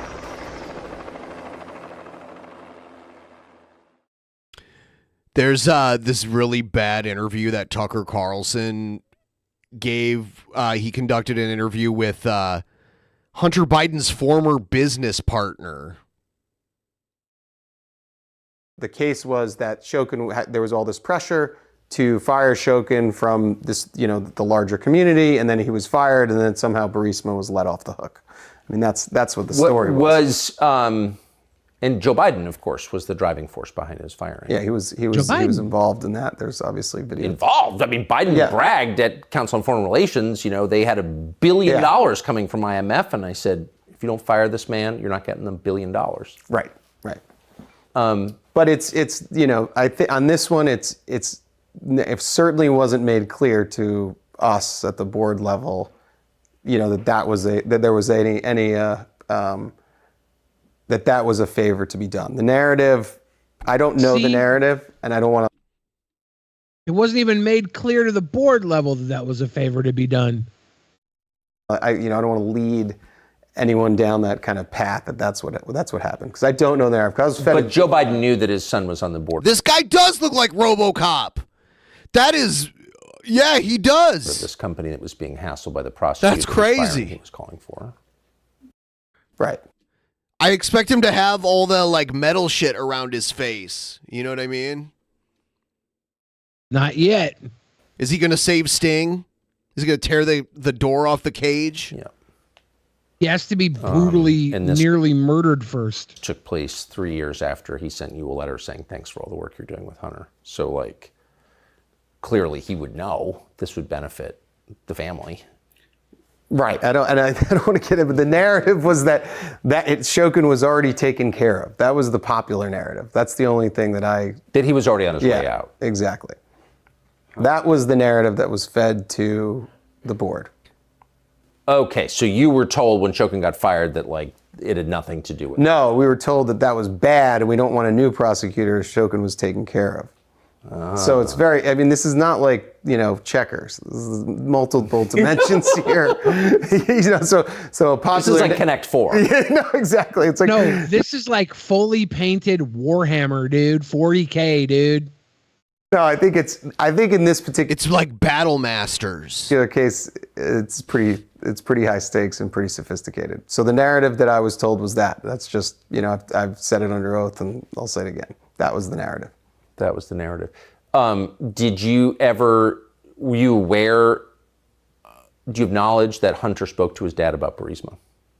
Do I have knowledge? Yes. Do you know that Hunter spoke to his dad about Burisma? Did you ever see them talk about it, hear them talk about it? Was Joe Biden? No, I don't have knowledge of that, though I'd assume it. You would assume it. Right. I would assume it in a general sense of travel and that kind of thing. But on, like I've told a lot of people in the past, there was not business content conversations. It was the idea of signals and influence. The prize is enough in speaking or hearing or knowing that you have that proximity to power. No one is so unsophisticated that's been in politics for 50 years that Hunter is going to talk about, the last quarter's how many billion cubic meters of gas we pumped out of the ground. So it's just, I think a lot. They have another bar, by the way, kind of like Banana Bar, where it's like hospital themed. But it's like the same shtick where like you pay for unlimited drinks and the waitresses are basically like stripper prostitutes and they just want to get you drunk so you'll buy more expensive, other shit like, favors. What do they put inside of themselves instead of bananas? I have no idea. I've never been there. I just know that it exists. It's all in like one little part of Amsterdam. It's very touristy. Like there's a bunch of people that just walk through and like, because you don't see shit like that everywhere, especially if you're from the States. I mean, like Unless you go to Las Vegas. But you don't see it like that. It's not in Las Vegas. It's like little brothels, like out in the middle of nowhere. Like I was talking about the Heart Attack Grill with their nurses. Oh, but it's not the as same. Bartenders. But this is not. It's not the same. Yeah, because you get to come in and eat big burgers for free if you're fat. Yeah, I don't think this is a restaurant. I think this is just a bar. A lot of the narrative gets caught up on over speculation of these conspiracy theories that are just not true. I think that's not the way it actually works. It just doesn't work like that. So it's enough to be sitting at a meal at Lake Como with your new Ukrainian friends, and your dad happens to call. Let's put him on speaker. That would be that's. I think that's enough. That's the second most powerful man in the world. It's just how he's explaining clout chasing. Works. So there's been a lot of effort on the part of Republicans to prove money transfers from Hunter to Joe. Right. And then there's the other brother, Jimmy, who I'm going to ask about in a minute. But so far. Next time we do a post show, I'll show you guys the websites for these places because they're crazy. There are hints of it, but we haven't seen the direct transfer. But did you ever wonder when you were in the Biden orbit, like, how do they live so well? I mean, Hunter grew up at a huge house in Wilmington. The family had this very expensive beach house. And like, how do you do that on a politician's salary? We don't pay our politicians very much. Well, I think Hunter had a successful lobbying and advisory business. Sure, but these are his dad's houses. Right. Like, how does that, did you ever wonder, like, how do you do that? Well, at that question, I really only was under the kind of tenure at the Naval Observatory, so I knew the government was paying. We were paying for it. Also, you've been in politics for 50 years. You probably started buying real estate before it boomed up. You could, if you were doing that early on, no matter what salary you had, you're going to be able to own multiple houses 50 years later. It's true. Of course, but like they had these other houses. Yeah, I was at Bo's house. So. I mean, like when you're in the Senate for that long, lobbyists sweeten the deals all the time, and you get sweetheart deals on all sorts of shit. It's just part of money being in politics. But even without being in politics, if you worked any job and had a little extra money and started investigating properties in the late 70s, you could have multiple properties right now with ease. Yeah. Him saying, how could he afford all these properties is highly disingenuous. It is. Once you start buying 1 or 2 properties, you're going to be able to afford 20 in 50 years. It was at Hunter's house, but those were the houses. So that was not something that I offered. I mean, when's the last time we've had a president that wasn't a millionaire when they were elected? I think maybe even Obama had at least $1 million. You know, and he was a pretty young idea president. About Obama's expenses. I mean, like he went through law school. I'm sure Obama had at least $1 million. Probably. Thought about, put it that way. Okay, it's just interesting because you're coming from a non-political world on Long Island, middle-class world, and you wind up in around all these high flyers. Yeah. Right. I mean, and some of them, but don't have business jobs. They have political jobs, but they're living really, really well. Yeah, I thought the cost of living was lower and what. I don't. It is pretty remarkable. It's pretty weird, right? Suburban place to live, and I mean, I think the money that's thrown around. Don't they DC get their is living expenses paid for when they're politicians as well? I don't. I mean, what do you mean by living expenses? I don't think it pays their rent, or I mean, they get a salary. I thought they got like stipend for rent in DC area and everything. I thought they might get that because they have to live near DC, but they also have to have a residence back in their state that they represent.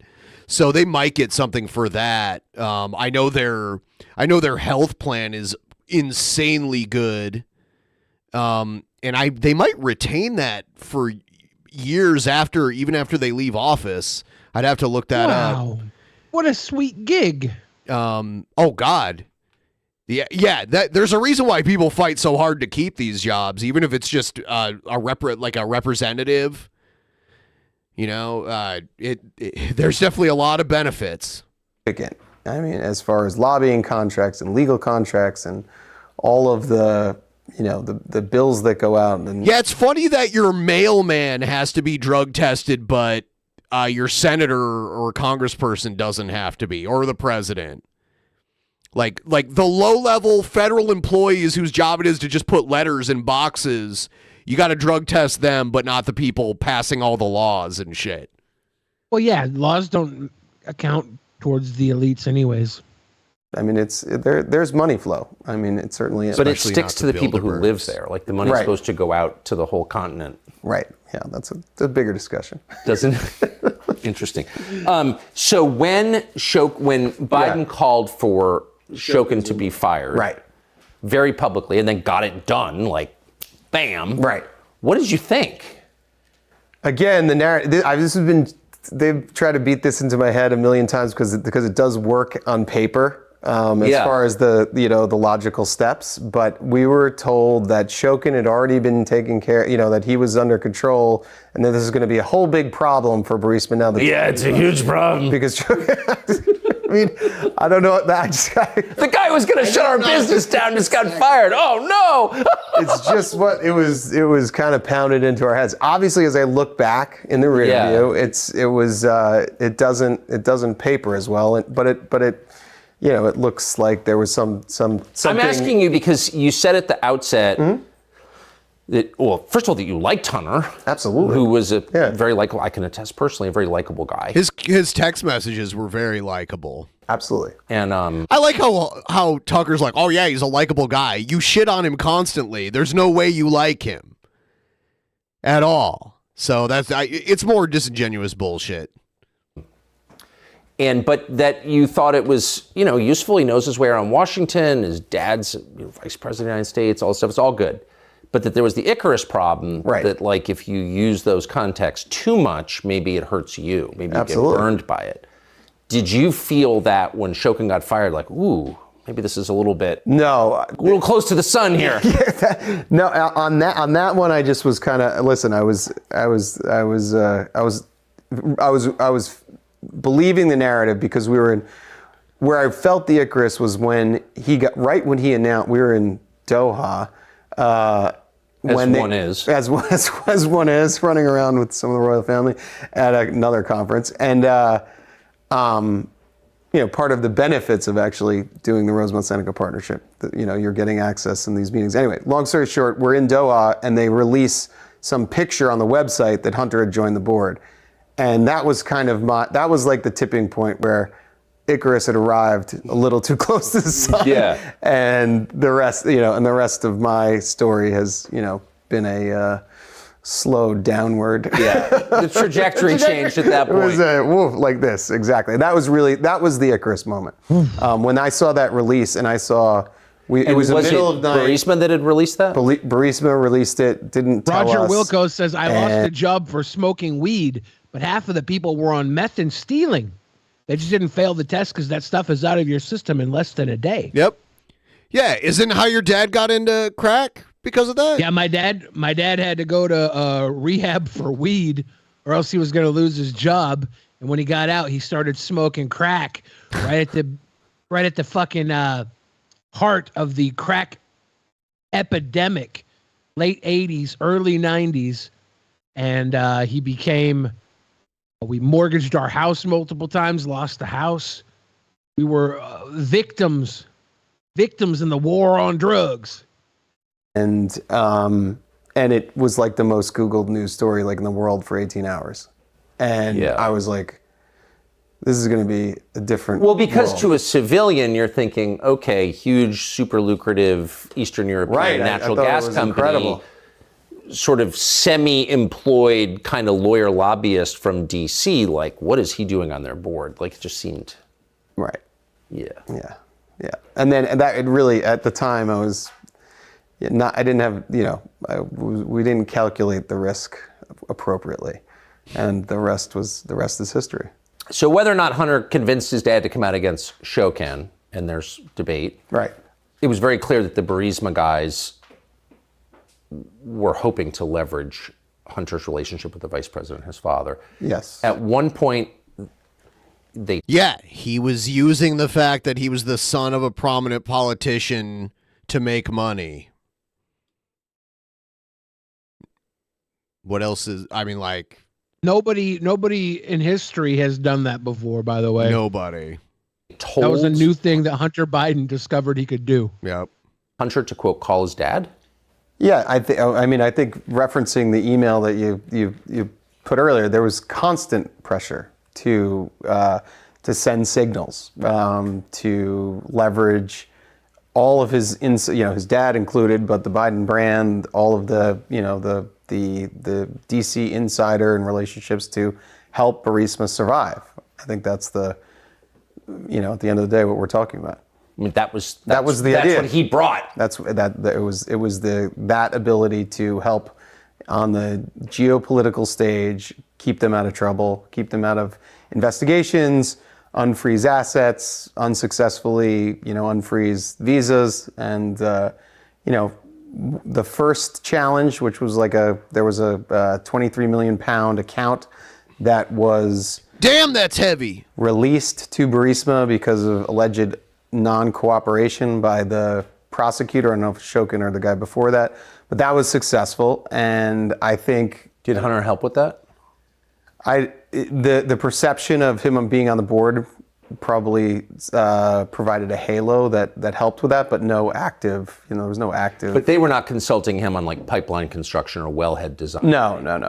It was hiring lobbyists and law firms and various NGOs to help clear the path from regulatory roadblocks at the end of the day. NGOs, when they asked him to call those non-governmental organisms? I wish I knew. Some of these terms I'm not that familiar with. Dad, did he? I was not privy to the conversation directly, but they've asked, that was, Vadim met with his dad at dinner at Cafe Milano, a famous dinner at Cafe Milano. No, it was Chili's.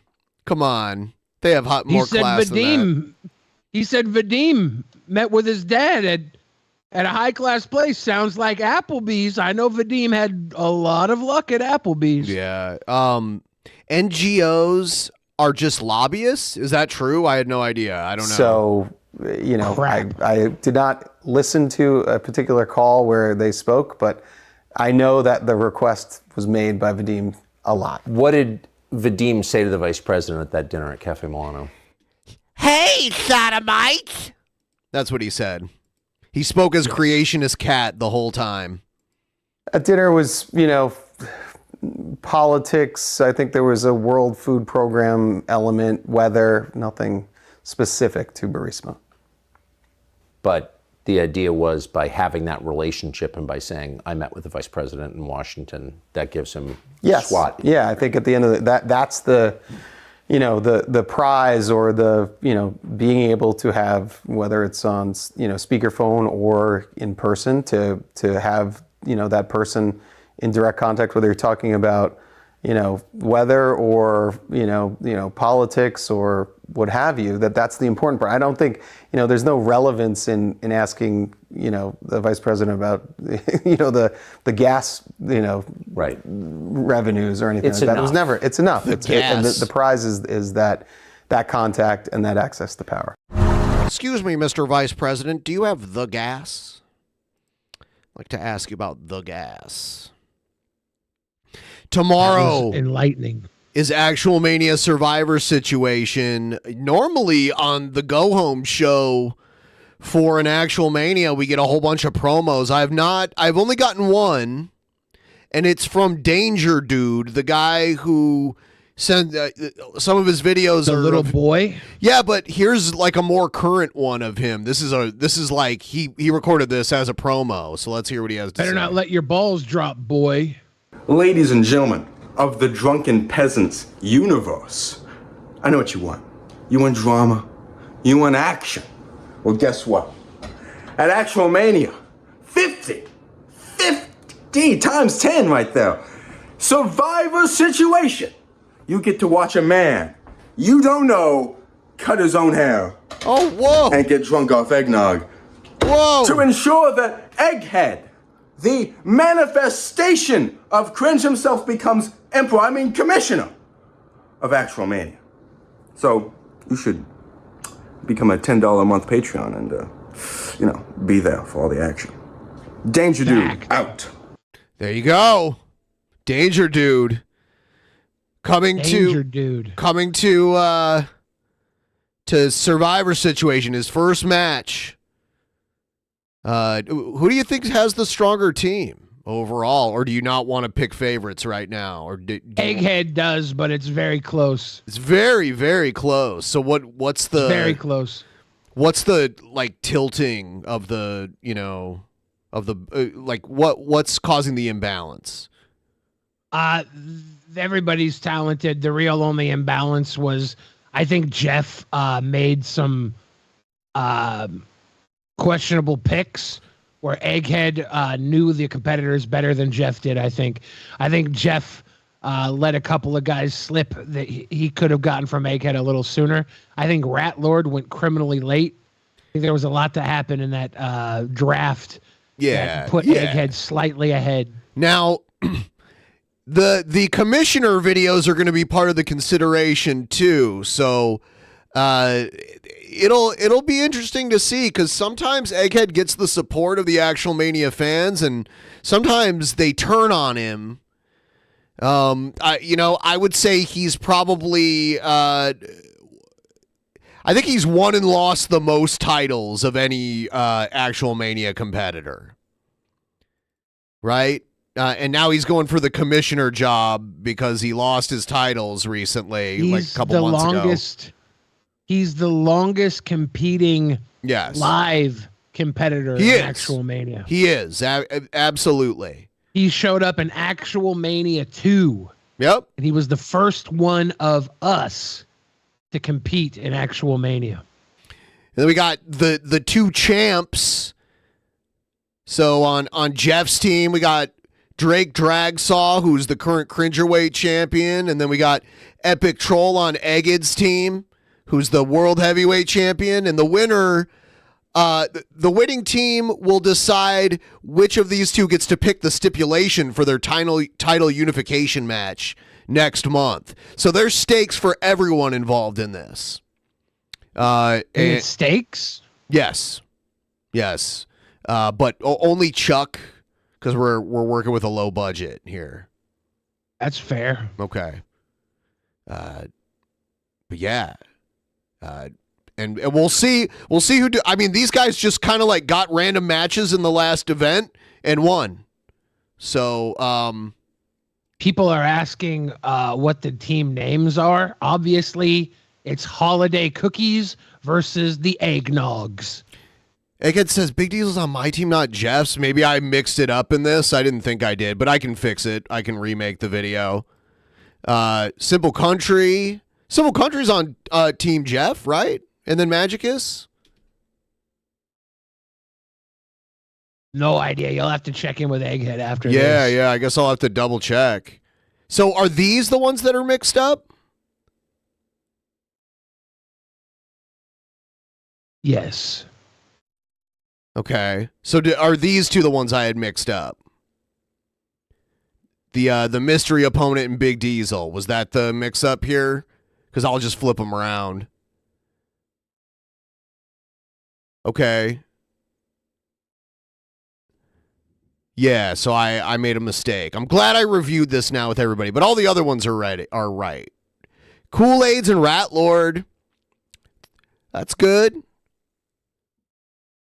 And then these two, someone new and someone we haven't seen too many times. Yeah, I mixed those up. I'm glad you let me know, Egged. Thank you.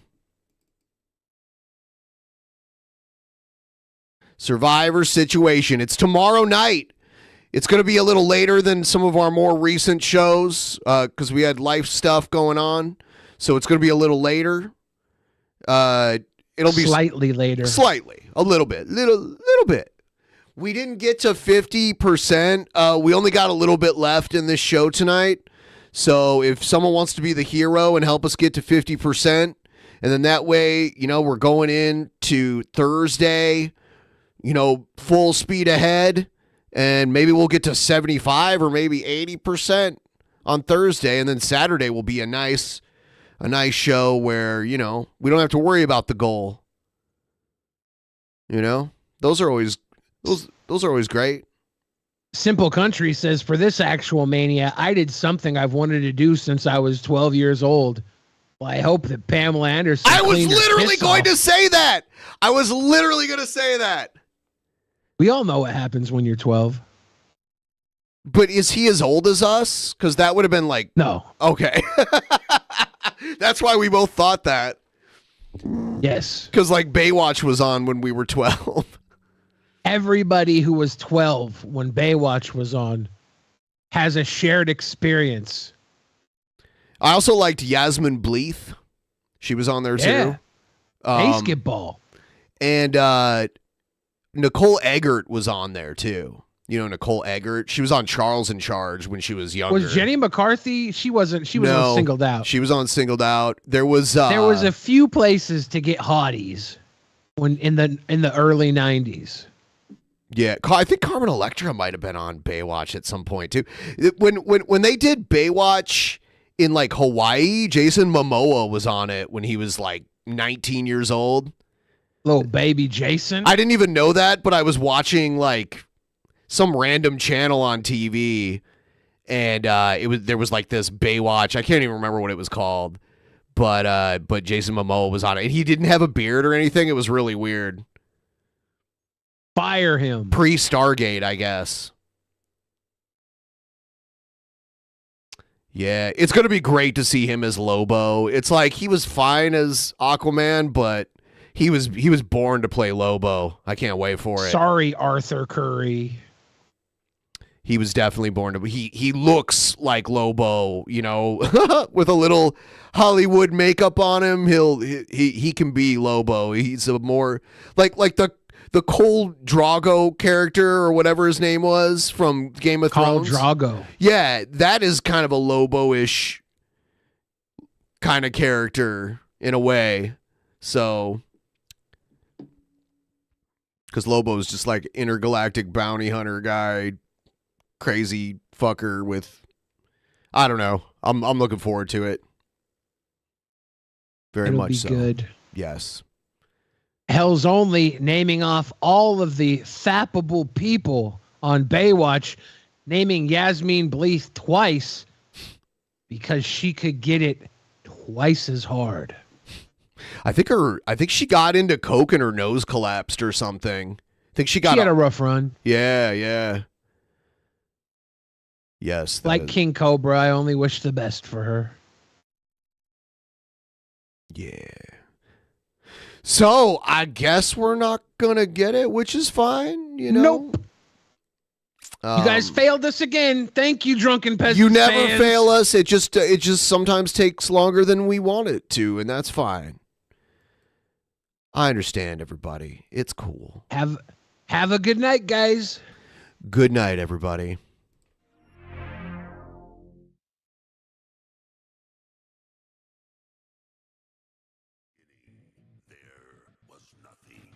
And then there was the Drunken Peasants Podcast. Drunken Peasants. Drunken Peasants. Drunken Peasants. Drunken Peasants. From the strangest corners of the internet. Gonna get TP'd by Billy and Ben. You know where you can find them at. Get ready cause they're gonna kick your... Drunken Peasants. Drunken Peasants. Drunken Peasants. Drunken Peasants.